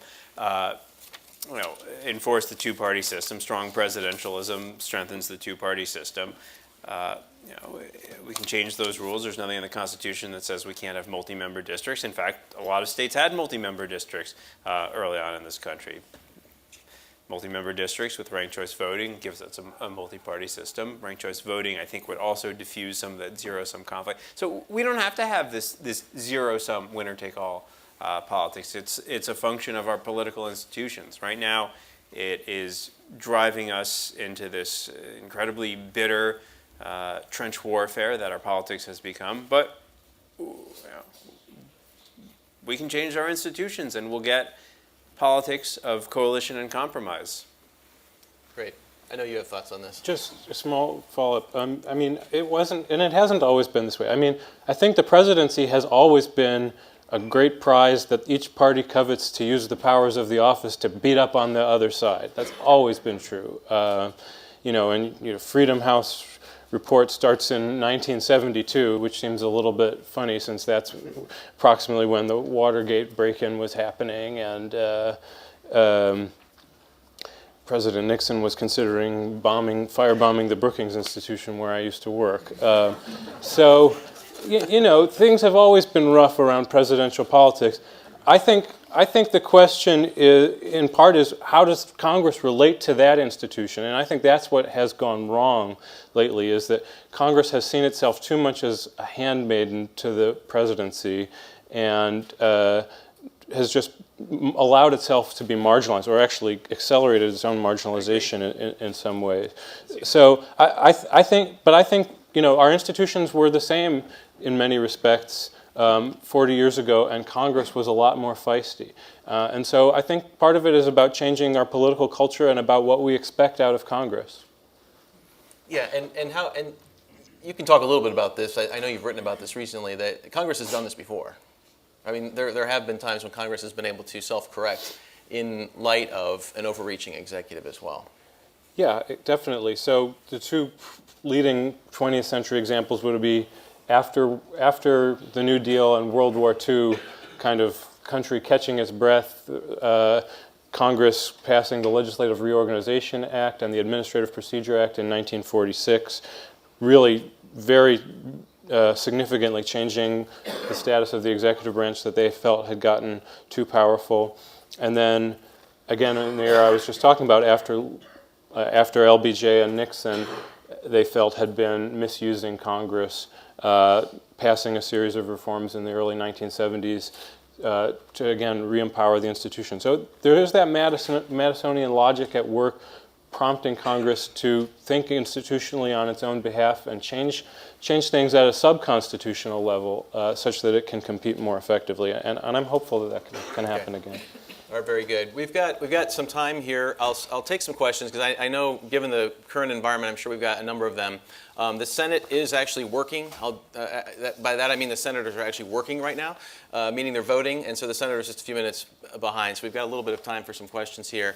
And per Danny's earlier instructions, please introduce yourself. And my preference would be the first sentence that you say is a question. If you need a few sentences to kind of clarify, do that, but please be brief. Yeah, we'll start here, and then we'll move over this way, right here.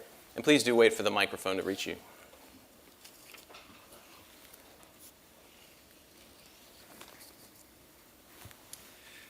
Thank you, Nathan Weininger with 21 Wilberforce. Two brief questions. The first for Lee.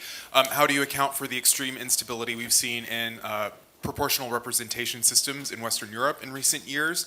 And Philip, for you, one of the things that I've been concerned about is noticing when I work in advocacy, work with members of Congress and their staffs, I notice how little the Congress people's staffs are paid. And I'm wondering if that might play into a relative power disparity between the executive branch. Should I go? You want me to go first? So when you think about stability and instability, there's, you know, if you think of it from a systems perspective, things that are,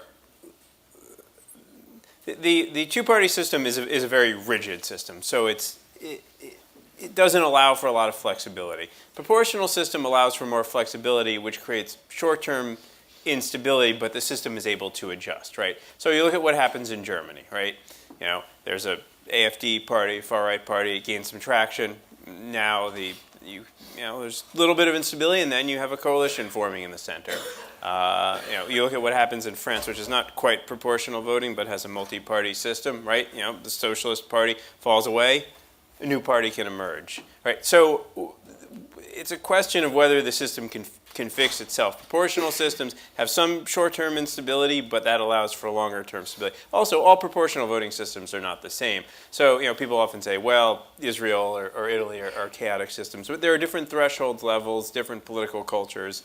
So, you know, you wouldn't say just, you know, when you compare to presidentialist systems, two-party systems, you know, we wouldn't say, well, Pakistan is a similar political system as we do, you know, so should we judge the U.S. based on how Pakistan performs? And I know you're going to give the same answer as I do on congressional salaries. I will, in fact. So our Street Institute and New America Foundation together have something called the Legislative Branch Capacity Working Group, which focuses on questions of just how able Congress is to stand up for its own interests and to make good policy and to not act like a junior partner to the executive branch. And so we're very sympathetic to the idea that Congress really needs to invest in itself, even though Americans' prejudices are heavily against it. People don't like the idea that Congress should spend more on itself, but in fact, it's just a tiny, tiny portion of our federal spending is on Congress right now, and it's sort of a penny-wise, pound-foolish regime we have. So it really would be in our country's best interests to have more experienced congressional staff to pay them better so it could retain them, and probably have more of them and more support agencies as well. Okay. I know we had a question. We'll come right up here in the front. Second row.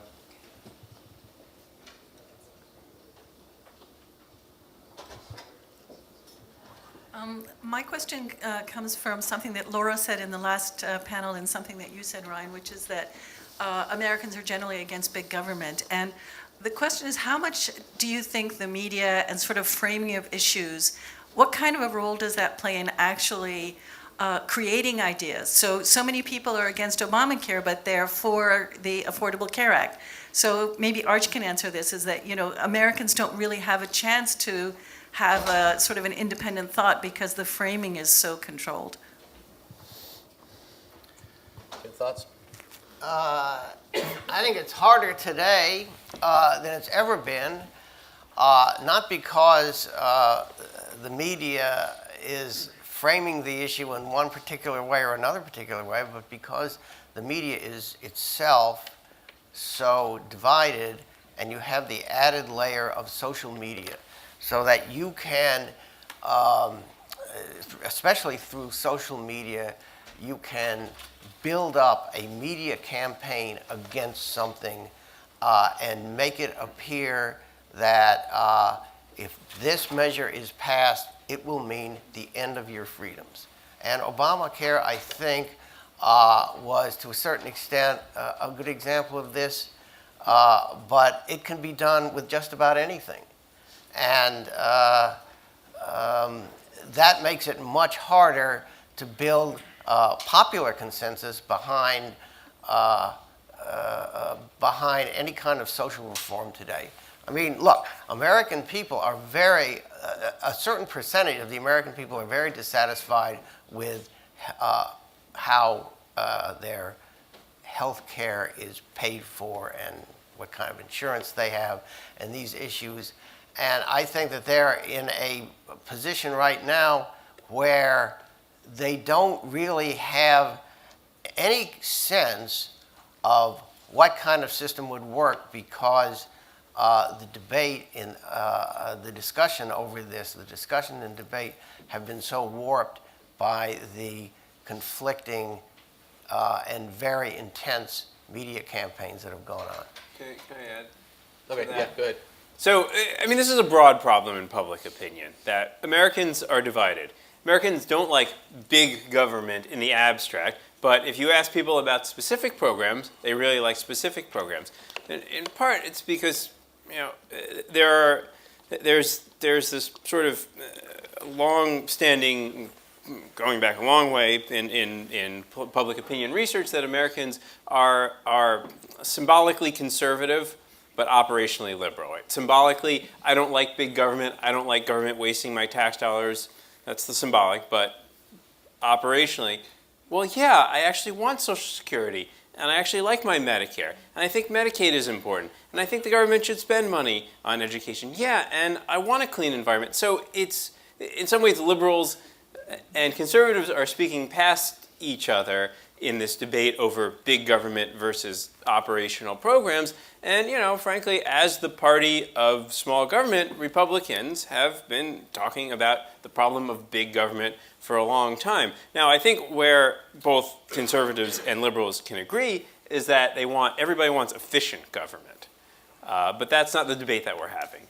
And that's unfortunate, but both sides have pushed push the narrative that they think helps them with the public, and it's part of this bitter partisan conflict that we even on an issue like this, there's just two very different frames and two very different narratives. I mean, frankly, a lot of what you see in public opinion on specific issues is just people responding to partisan cues. And a lot of public opinion polling, frankly, it doesn't tell us all that much, other than getting people to say what their partisan side and what elites on their side are saying. I mean, let's be honest about that.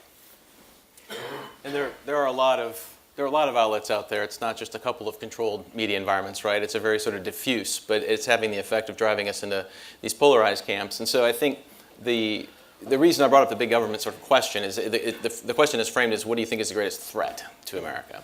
And probably what's in people respondents' minds has actually changed over time. There's the question of how much we spend, and we don't want a big government wasting our money. More recently, and I think what the Freedom in the World report is picking up on, is there's a sense of an overly active executive that has the ability to affect my life, that can intrude into my life in some very direct ways. And depending on your political persuasion, you're feeling that more or less now than you were during the Obama administration, or vice versa. And that seems to be what people are concerned about. And that's why I think some of these reforms that we're talking about in terms of restoring Congress's rightful place are actually very salient right now. And I'm with Phil in the optimism camp, in the sense that I think if framed right in the public debate, you could actually get supporters for a cause like that. You've had your hand up for a while. I'll let you take the next question.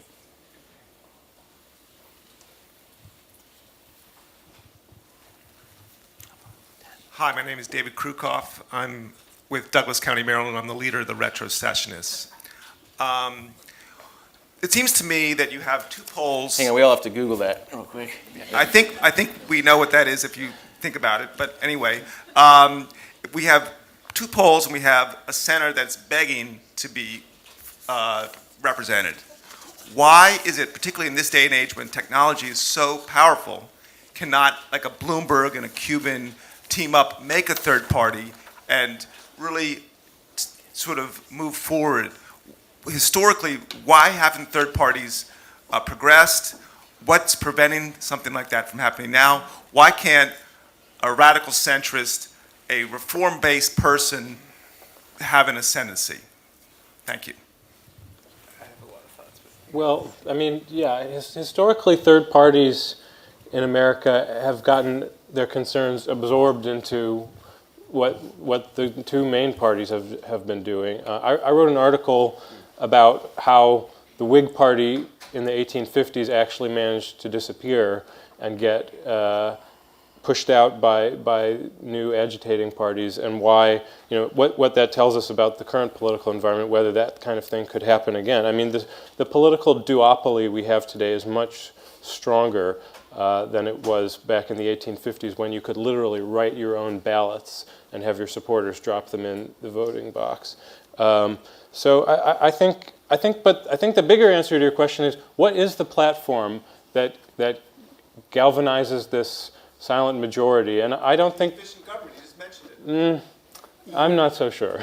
Yeah. I'm not so sure that that's what voters are really dying to pull the lever for in the end. I know that there is a constituency for that, and you could look at Mike Bloomberg's polling that he did when he was contemplating a run in 2016, and it does not suggest that there's a majority wave out there waiting to get behind that platform. Yeah, there's not a lot of, I agree with Phil. That's a very popular, the Mike Bloomberg, Mark Cuban sort of, center-right on economics, center-left on culture, is actually a very unpopular position when you get beyond the sort of, elite, highly educated people that we all hang out with in Washington. There's just not a lot of support for it out there. Now, I mean, it's true, 61% of Americans are unhappy with the two parties, and they would like a third party.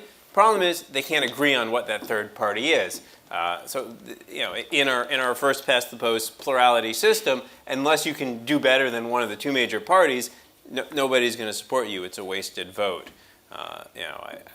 So that's fine. If we move to a proportional system, that Bloomberg Cuban party can get its 15% and actually have some seats in the legislature. So you should be, if you want that party to advance, you should support electoral reform.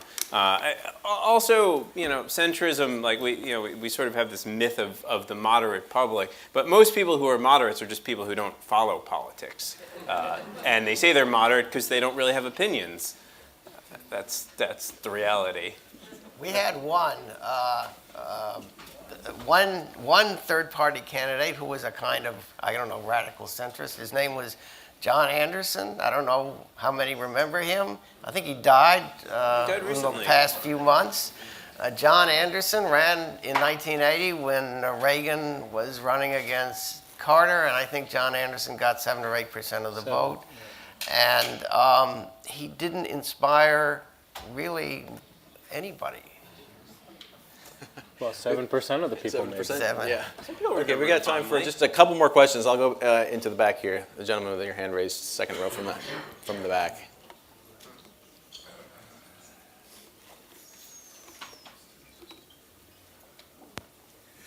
Well, one thing about democracy is it's a very inefficient form of government. And when the United States was very productive, that inefficiency didn't matter. We were still able to forge ahead. But today, there's much more competition to our production. So I was wondering whether that inefficiency does matter, and that is one reason for a rise of status systems throughout the world and a little bit of a decline of democracy.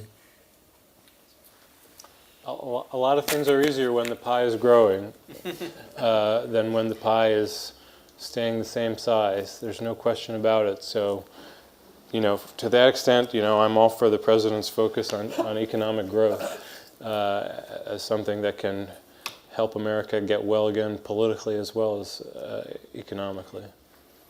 Okay, do we have a question over here? One last question right here. Yeah, this is going to be a question you got put on your thinking hats about what's going forward. Is that there's been estimates that by 2050, the 15 most populous states will have 70% of the population of the country. So what do you think is going to happen with the Senate at that time? Will people be willing to give power to the 30% of the population? Depends what the balance of power is. But yeah, I mean, it's a serious crisis. The Senate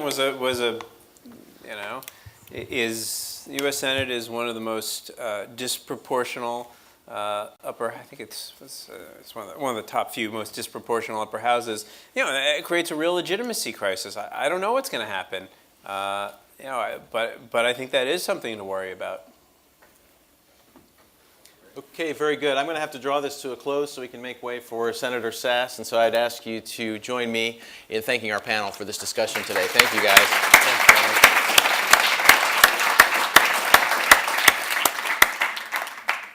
All right, very good. Well, we'll clear the stage here and just bear with us for just a couple of minutes while we get set up for the senator to come in.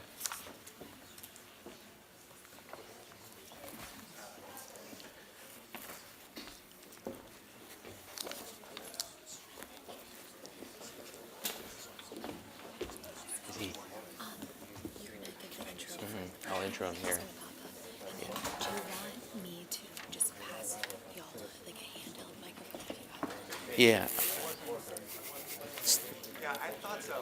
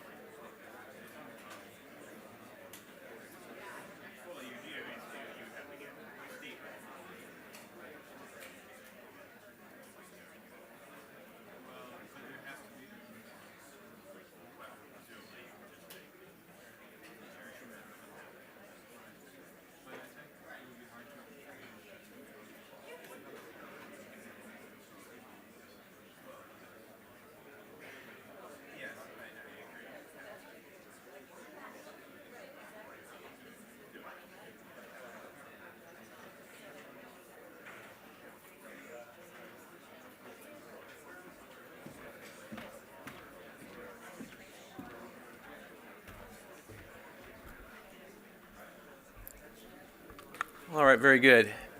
Thanks for your patience. It's my pleasure to welcome Senator Ben Sasse from Nebraska here to AEI to cap us off today with remarks about the state of democracy here in America and around the world. And looking forward to hearing what he has to say. Senator Sasse was elected in 2014, winning all of Nebraska's 93 counties by the second largest margin for a new senator in the state. And he currently serves on the Judiciary, Banking, Armed Services Committees, as well as the Joint Economic Committee. And before the senator was elected, he served for 5 years as the president of Midland University in Nebraska. When he took over, he was one of the youngest college presidents in the country and took what was a university on the verge of bankruptcy and turned it into one of the fastest growing higher education institutions in the country. So he's something of a turnaround artist, spent part of his career before that working for consulting firms and as a consultant to places like the Boston Consulting Group, McKinsey & Company, and other private equity firms and nonprofits engaged in sort of turnarounds. So perhaps when it comes to turning around the institutions up there on the Hill, maybe he'll have something to say and do about that as well, consistent with our earlier discussion. He also taught at the University of Texas, where I once was too, so we share that in common, proud of that. And also served in 3 different federal agencies in the Bush 43 administration.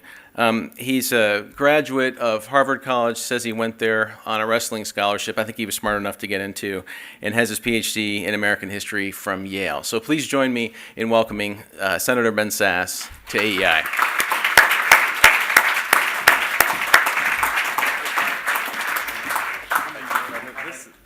This is scary. I'll monitor the Q&A for you. Okay, we have Q&A. Thank you for having me. As a Nebraskan, if you're not 15 minutes early where I'm from, you're late, and it's embarrassing. So to keep a whole room of people waiting 8 or 9 minutes because of a Senate vote leaves me a little bit self-conscious. So as I'm zipping up to the building, aware that you're all waiting and that I'm tardy, Luke Strange meets me, and the man's a giant, as you may know, and he says he has to be out front because he has to guard the building, which is actually a throwback to the last time I spoke at AEI about 2 months ago. We were also late because of a Senate vote, and I literally took my Tahoe and backed it into the new AEI building and chipped off a piece of your structure. So now Luke is here to guard so that I don't damage the facilities again. So if you break it, you buy it. I promise I'll try not to break anything else tonight. It is a pleasure to be here. Thank you for the invitation to join you in supporting the rollout of this Freedom House report. It is a disadvantage. It feels pretty awkward to be coming in to deliver a keynote after you've had the commentary of all the experts, most of whom have truly been writing about these issues and these trends for longer than I've been reading about them. So it's an honor and a privilege to be among you, but I recognize that I am the least qualified of everybody you've heard from this afternoon on this topic. I would like to, during our brief time together this evening, cover 4 basic points. And I'm going to, like an old Baptist pastor, I'm sort of German Lutheran by background, but like an old Baptist pastor, I'm going to tell you what I'm going to tell you, then I'm going to tell you, and then I'm going to try to tell you what I told you to hopefully frame up our question and answer and keep it limited to a range of topics that I'm competent or at least reflective about trying to address. And they are these. First, freedom is not inevitable. Second, there is an inseparable connection between the advancement of freedom and basic human flourishing. Third, freedom is not unique to America, but freedom is uniquely America's brand. Freedom is our distinct advantage on the global stage. And fourth and finally, history shows that internally repressive regimes regularly become externally aggressive. And when they do, because of the interconnectedness of our world, the deterioration of freedom abroad inevitably impacts our security at home. I don't think that this final point should be controversial, and yet I think that it often is heard as controversial. And I wonder about why that is. And so I'd like to begin tonight by trying to puzzle a little bit together on why that truth that repressive regimes abroad inevitably become problems for the world and therefore America, why that reality is thought to be controversial. So beginning with a simple truth, but a truth that our sophisticated foreign policy analyses occasionally seem to overlook, freedom is not inevitable.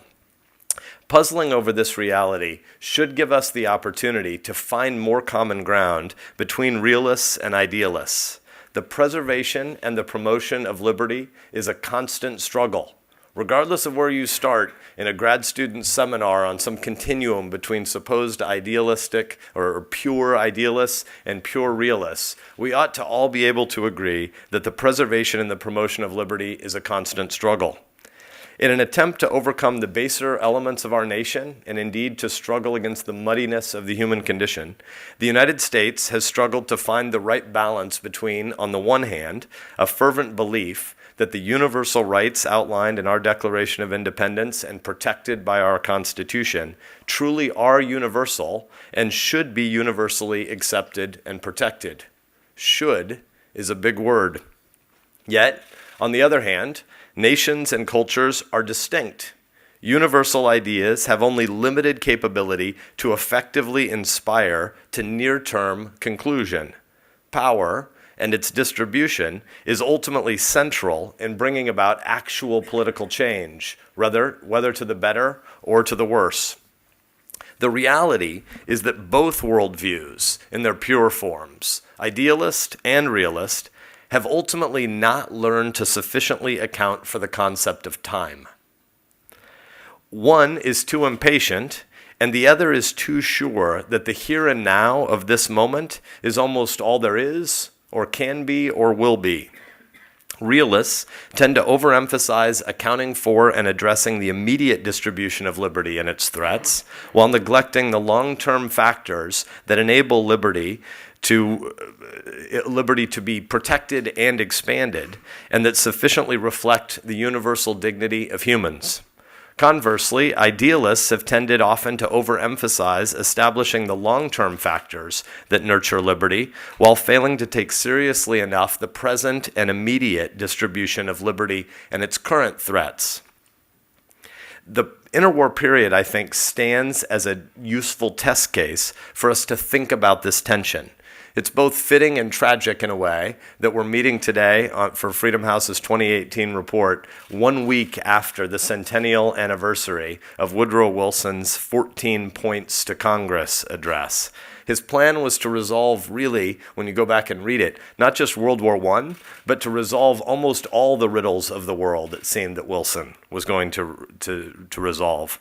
It's hard to find a political statement that better represents both true, pure idealism, his attempt at global American leadership, and at the same time epitomizes the realistic critique of that kind of idealism, woefully ignorant, as his 14 points were, of what was actually happening in the world in a way sufficient to become policy that might be lasting beyond the end of that war.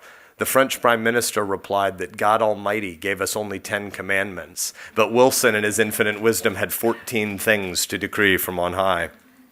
In the wake of the world's then most destructive war, Wilson sought to articulate a vision and a framework for American global leadership that took the ideas and beliefs rooted in our founding documents and to find a way to export them into international structures. We can appreciate his yearning to shed the international system of balance of power frictions, to unwind the economic and political vestiges of the imperialism of the old world, and to weave American political values, specifically the preeminence of liberty and the inalienable rights of all human beings across the globe, to weave that into a rules-based international order.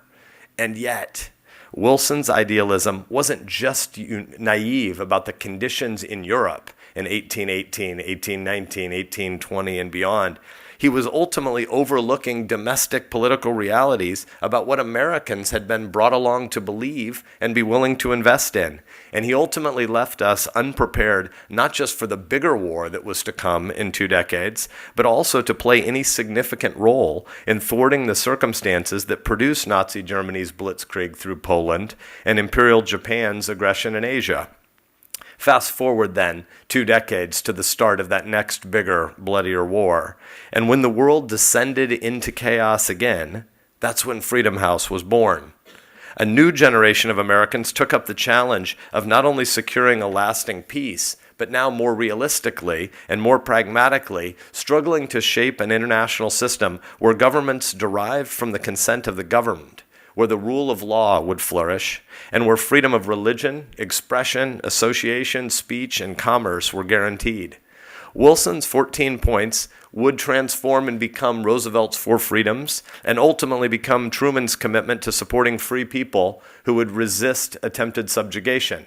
You saw this move toward a more realistic balance between the idealism of what we believe to be universally true and actually how this might be expressed in international organizations.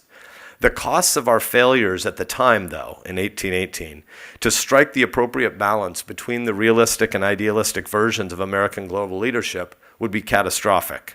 A resurgence of totalitarianism, the bloodiest war in human history, and then the Cold War's decades-long nuclear standoff that brought humanity to the brink of extinction.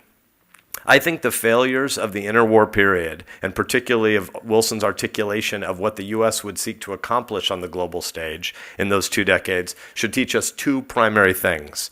First, that the advancement of freedom was not inevitable, and second, that the erosion of freedom abroad and the restriction of free markets, which inevitably leads to a curtailing of cultural pluralism and alternative centers of power outside the state, had a direct and very real, consequential, costly impact on the security and the prosperity of Americans.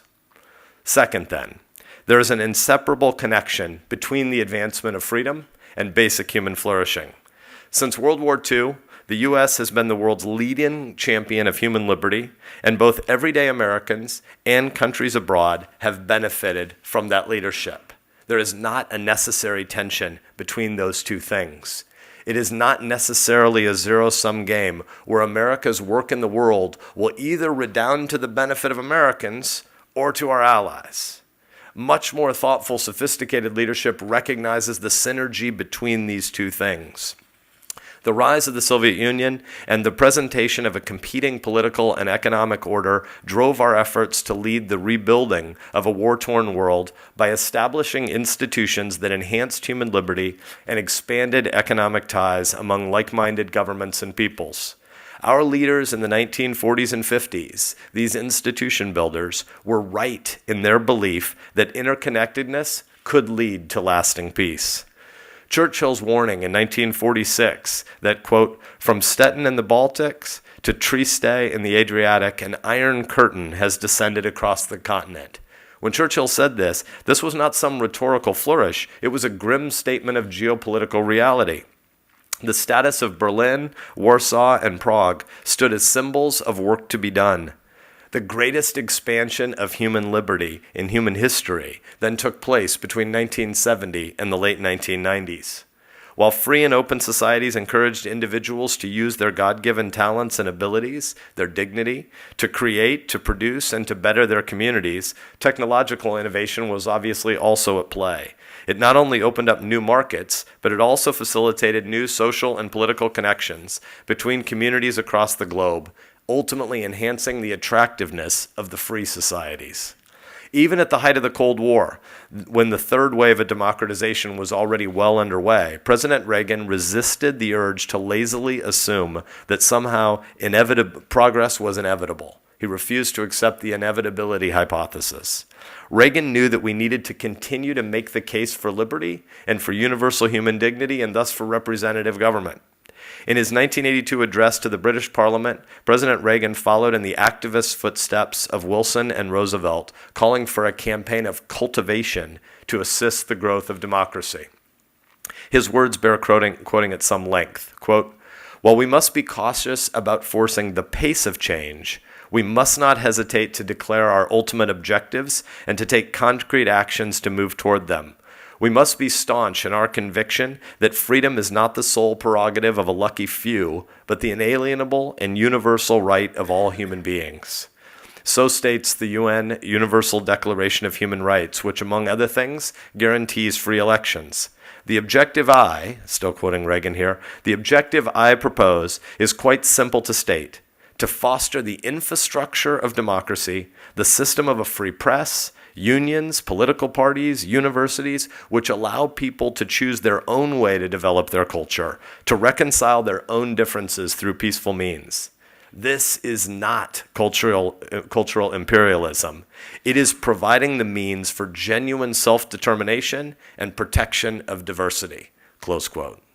Americans, recognizing the reflection of our own political identity, rallied to this call, and the National Endowment for Democracy was created, followed shortly by the National Democratic Institute and the International Republican Institute. When the world was presented with two competing systems, people voted with their feet, and they chose free and open political and economic systems as the best choice for human prosperity. Third, freedom is not unique to America, but it is our unique advantage. It is our brand. Freedom transcends particular nations and cultures and is a legitimate aspiration for the human condition. As we've seen from countless examples of those who've stood up under fierce political oppression, and as the late Michael Novak, here of AEI, stated in his 1994 Templeton address, quote, "To obey truth is to be free, and in certain extremities, nothing is more clear to the tormented mind, nothing more vital to the survival of self-respect, nothing so important to one's sense of remaining a worthy human being, of being no one's cog, part of no one's machine, resistor to death against the kingdom of lies. In fidelity to truth lies human dignity," close quote. No single human institution could possibly deliver this kind of freedom, but human institutions can seek to advance this kind of freedom where possible and to thwart its restriction where necessary. Freedom has thus been a strategic asset for the United States. The U.S. is the only superpower that is a constitutional democracy and has historically promoted freedom to our strategic advantage. Why is this? Because it is both enormously effective and because it is a natural reflection of our body politic, of our beliefs in human dignity, of our belief in the right of all 7.5 billion people across the globe, ultimately, to freedom of speech, press, religion, assembly, protest, redress of grievances. This is what we believe as a creedal people about the nature of universal human dignity. During the Cold War, as the U.S. and the USSR had rough parity in military terms, the U.S. had the great strategic advantage of having democratic capitalism and having cultural pluralism. And joining the American-led liberal economic order was largely a guarantee of future national economic prosperity. Similarly, joining the American-led liberal economic order was also largely a guarantee of membership in the American-led global political order as well. During the Cold War, we supported freedom abroad by remaining firm in our principles. Our foundation was freedom, but we were flexible in the tactical employment of it and being aware of the change of time. During the Cold War, we supported freedom abroad. Reagan and Schultz regularly highlighted the illiberal nature of our primary adversary, the Soviet Union, but with authoritarian partners, they could sometimes pursue quiet diplomacy and economic leverage to gently encourage change. There was flexibility about timing. Economic prosperity offered material incentives to the U.S. from the U.S. to join the U.S.-led sphere. But it was our political and moral freedom that inspired people worldwide to resist communism. It's why the Tiananmen Square demonstrators built a Statue of Liberty. It's why so many of the world's refugees from civil wars and conflicts across the globe still look to the U.S. today as a product of the last 75 years. Finally, history shows that internally repressive regimes regularly become externally aggressive, and because of the interconnectedness of our world, the deterioration of freedom abroad will inevitably impact the security of our nation at home in the long term. The lesson of the Great World Wars was that America could not wall itself off from the rest of the world for long without consequences. The deterioration of freedom in Europe, in Africa, and in Asia eventually came home to affect regular Americans. This is also the sad lesson of the post-Soviet world and the age of terror. The effects of failed states, of civil war, and of instability eventually extend to America's shores in today's flat world. Reagan was ridiculed at the time of that 1982 speech, but within a decade, the Soviet Union would collapse. Fukuyama wrote of the end of history and the peaceful end of the Cold War would herald a peace dividend. The subsequent years seemed to bring more progress for a time. In 2003, President George W. Bush commemorated the 20th anniversary of the National Endowment for Democracy by declaring that the Middle East was ripe for the next wave of democratization, a prophetic note in light of the Arab Spring, but also painful now in light of our experiences in Iraq. But history did not end, and similar to the interwar period, many were lured into a false sense of security. Authoritarianism is now on the rise, and the possibility of great power conflict is more of a reality than at any point since 1991. Democracy worldwide has been in retreat for the last 12 years, even as both parties at home have diminished our commitment to supporting democracy and human rights. In short, we have grown lazy and cynical. We have forgotten our history, and we are reaping the consequences. As Freedom House has tracked, 2005 was the last year that we saw a positive gain in global freedom. Think about that. 12 consecutive years without gains in freedom. This year's report is particularly bleak. 74 countries suffered net declines in political rights and civil liberties in 2017. That's 3/8 of all the countries. Only 35 countries registered gains, half as many as saw declines. At home, failures in our civic education, war exhaustion, lack of clarity of purpose of what the U.S. is doing in the world and why we send our troops into harm's way, and a fierce debate over our shared history have resulted in the world's most influential nation now struggling with an identity crisis. There's now an open debate about what the Bill of Rights means and how it applies to all aspects of public life. We have a situation on college campuses now where something like 40% of Americans under age 35 think the First Amendment is dangerous because you might use your freedom of speech to say something that hurts someone else's feelings. That's actually quite the point of America, that we decide to have a conversation about big and meaningful things peacefully over the dinner table or in the classroom or in legislative halls or in a bar or maybe even shouting in the public square, but we do it free from violence. Your psychological needs are not the preeminent purpose of the American experiment. As this report notes, institutions like the press and the judiciary are being tested more today than they have in recent memory. And as America has struggled internally with our identity, we have inevitably begun to abdicate our leadership role and to disregard the primary asymmetric advantage that we have over authoritarian states, and that is democratic capitalism and principled pluralism. While America vacillates, authoritarian actors have seized the initiative. Countries like China, Russia, North Korea, and Iran that are repressive towards their people at home have spotted opportunities to translate their aggression abroad in the name of naked self-interest. Partners historically straddling that divide between free and not free, like Turkey, have taken a head dive first into Freedom House's new not free designation. President Erdogan has used war on Turkey's borders and a failed coup attempt to broaden and intensify his hold over all of political life, limiting the domains of other freedom lovers in his country outside of the governmental institutions. And as he finalizes his purchase of Russian missile systems, one has to question Turkey's continued NATO membership. Previously promising success stories have turned sour. The only free country in the Arab world, Tunisia, the sole good news story of the Arab Spring, has struggled to maintain democratic momentum, and protesters have taken to the streets again in Tunis. Myanmar's internal ethnic struggles, particularly in the Rakhine state, have reignited the flames of conflict despite the country's limited moves toward democracy in 2010. Now the Burmese military is engaged in a campaign of ethnic cleansing against the Rohingya. Major political changes in countries like Saudi Arabia and Zimbabwe have the potential to lead to genuine reform, but they could just as easily lead to another flavor of authoritarianism that may or may not be palatable to its citizens.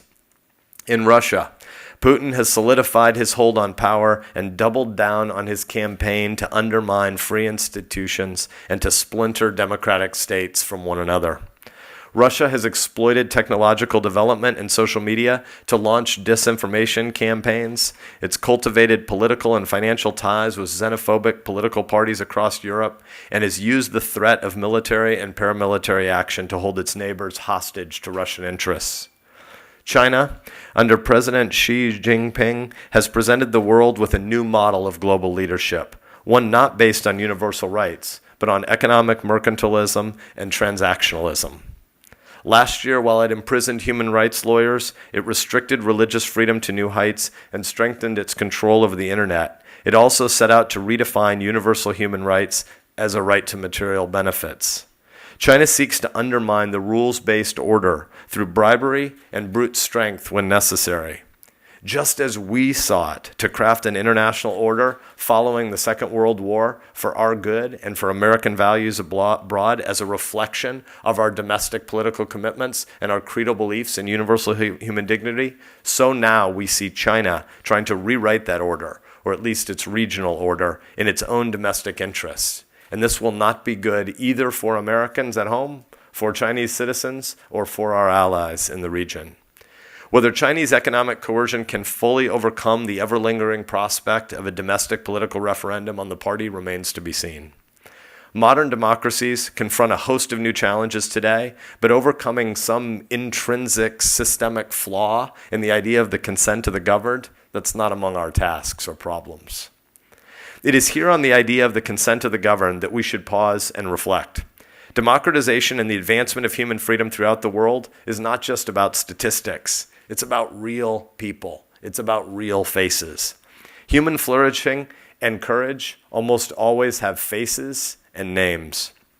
In China, as recently highlighted by the New York Times, that name is Jieshi Wensu, a young entrepreneur who has been imprisoned for supposedly inciting separatism because he advocated for bilingual education in Tibet.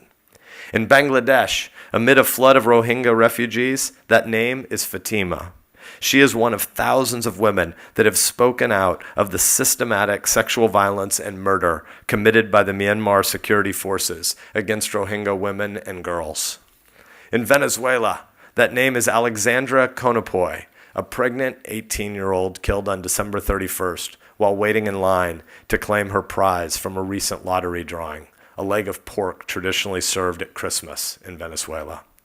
In Ukraine, that name is Ilmay Umarov, a Crimean leader currently serving a 2-year prison sentence for inciting separatism when he criticized Russian actions in Crimea during a media interview.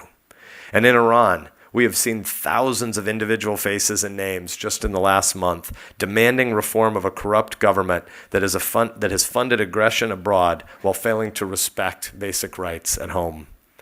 Representative government is systematically designed to reflect and integrate the wishes of these and millions of other faces and names. Democracy's enormous success over the last 75 years still provides hope to millions of refugees of wars, famines, and political oppression who still look to democracies and to our freedom-loving peoples for assistance and for hope today.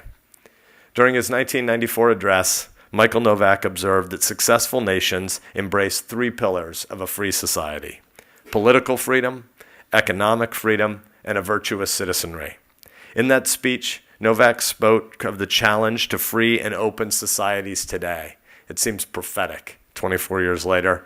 He stated, quote, "During the past 100 years, the question for those who love liberty was whether, relying on the virtues of our people, we could survive powerful assaults from without. During the next 100 years, the question for those who love liberty is whether we can survive the most insidious and duplicitous attacks from within, from those who undermine the virtues of our people, doing in advance the work of the father of lies," close quote. In this, Novak was merely channeling Tocqueville, who a century and a half earlier had provided our most insightful observations on the nature of American liberty, namely, that it was a freedom that finds its strength in union to, quote, "do without fear all that is just and all that is good," close quote. So, how can we turn back the recessing tide of liberty and freedom in the world? How can we survive the attacks from within so that we do not have to survive yet again the attacks from without? We must recommit ourselves to doing the good work of revitalizing the institutions we have established that protect human flourishing, and we must also try to create new ways to protect liberty in free and open societies. Reaffirmation of Novak's 3 pillars of a successful nation acknowledges that freedom is not inevitable. Revitalization of our institutions and pursuit of innovative thinking demonstrates that not only is there an inseparable connection between the advancement of freedom and basic human flourishing, but also that the deterioration of freedom abroad inevitably impacts the security of our nation at home. Recommitment to the development of an educated and virtuous citizenry reaffirms that freedom is not unique to America, but that freedom is America's unique advantage and our global leadership responsibility. An educated and well-informed populace has always been necessary for the maintenance of liberty and for successful self-governance, and so it is today. Our founders were concerned about the future of our republic on exactly these grounds, and their worries are prescient for us today.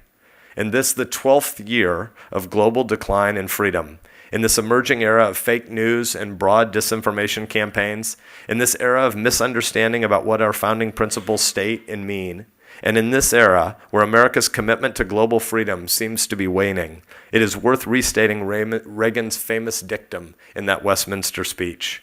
Quote, "Democracy is not a fragile flower. Still, it needs cultivation." Close quote. Let us recommit to that hard work of cultivation. JC, Fatima, Alexandra, Ilme, and countless others are still depending on our willingness to reinsert ourselves in the struggle for freedom, both for the good of our own citizens and for the good of our allies. Thank you to Freedom House for the important work that you do. It's a pleasure to be with you tonight. Sure. That's good. Thank you, Senator.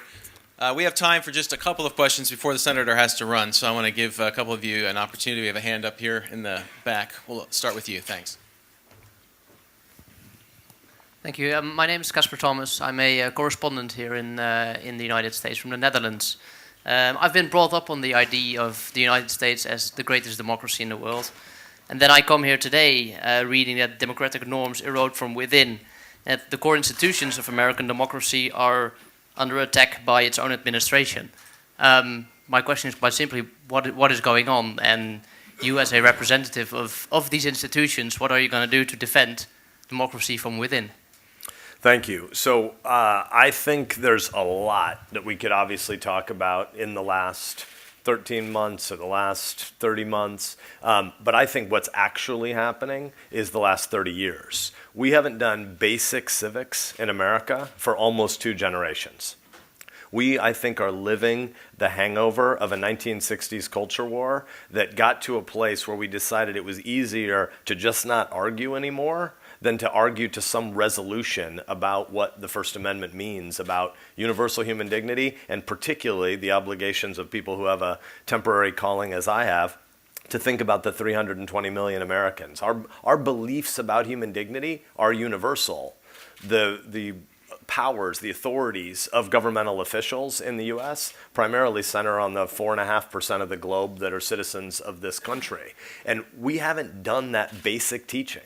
You think of Ben Franklin leaving Constitution Hall in Philadelphia at the end of the Constitutional Convention, and the little old lady comes up to him and says, "What kind of government have you built for us, Mr. Franklin?" And he says, "It's a republic if you can keep it." A republic requires an awareness that you're always one generation away from the extinction of liberty. The people who actually have to rule today are the people whose parents and grandparents had responsibility as the American people a generation and 2 generations ago. The people who are going to rule tomorrow are our kids and grandkids. And for the last generation and a half, we haven't done basic civics. And so you get to a place where we have a whole bunch of identity politics from the left that's now spawning some mirror identity politics on the right. America is not about all the different identities that might divide us. America is about universal human dignity, where we believe that everybody who's created in God's image has inalienable rights to life, liberty, and the pursuit of happiness. And the most important things that happen in American life don't happen by compulsion or by power or by government spending or by new government authorities. The most important things that happen in American life are the places where you live and work and worship and raise your kids and join the Rotary Club. And those kinds of truths about the universal dignity of people in fellowship and in relationship and breaking bread and in persuasion, whether to marry you or to buy your product or to join your Rotary Club, all of those things require a shared understanding that what the state does is limited to maintain that framework for ordered liberty. So when you neglect civics for a generation and a half, as we have, I think it's almost inevitable that you'll get to a place where we couldn't have any shared consensus about what our foreign policy should look like. Oh, and then by the way, foreign policy is being conducted on a global stage where technology is creating a flatter world than has ever existed before. And the challenges before us as we migrate from industrial era economics to digital flat world are unique challenges. They're not unprecedented in human history, but they actually require lots of leadership and lots of debate. You have to have some shared consensus about where you begin. And if 40% of Americans under age 35 think the First Amendment is dangerous, it's not surprising we can't get to much consensus about what our foreign policy should look like. Thanks. Okay, we have time for one more question. If it's quick, I'm told. Yes, sir. Yes.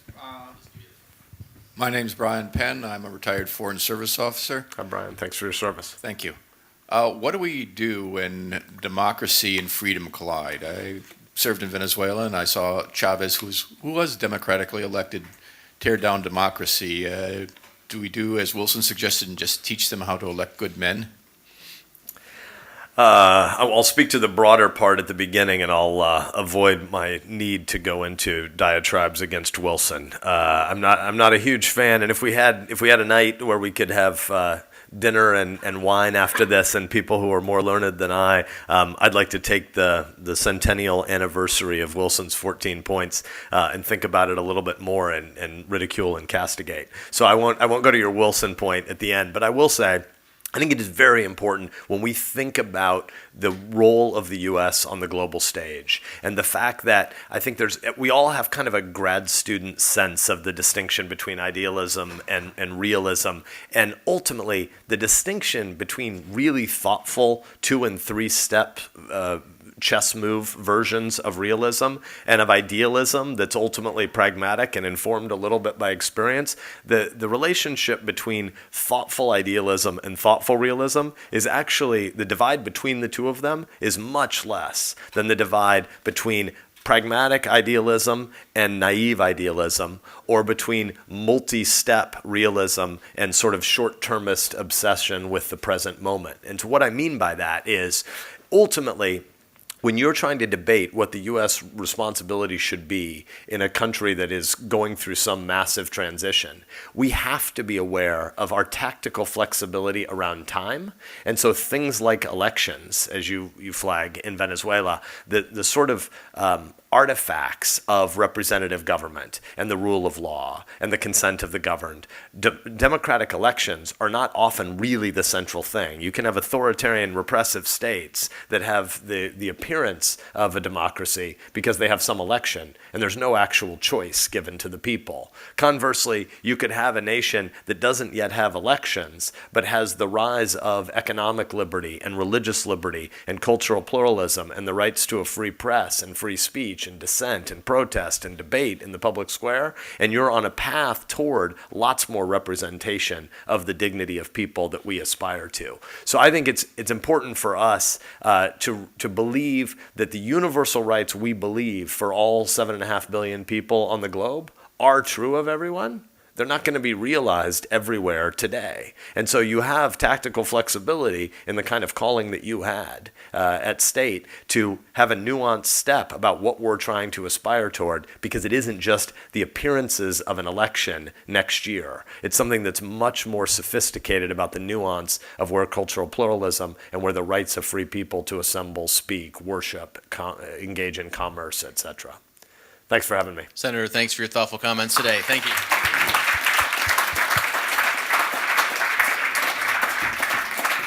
All right, and thank you for being here with us today. If you have time to stick around and enjoy a glass of wine and some light refreshments with us, you can do that just outside these doors.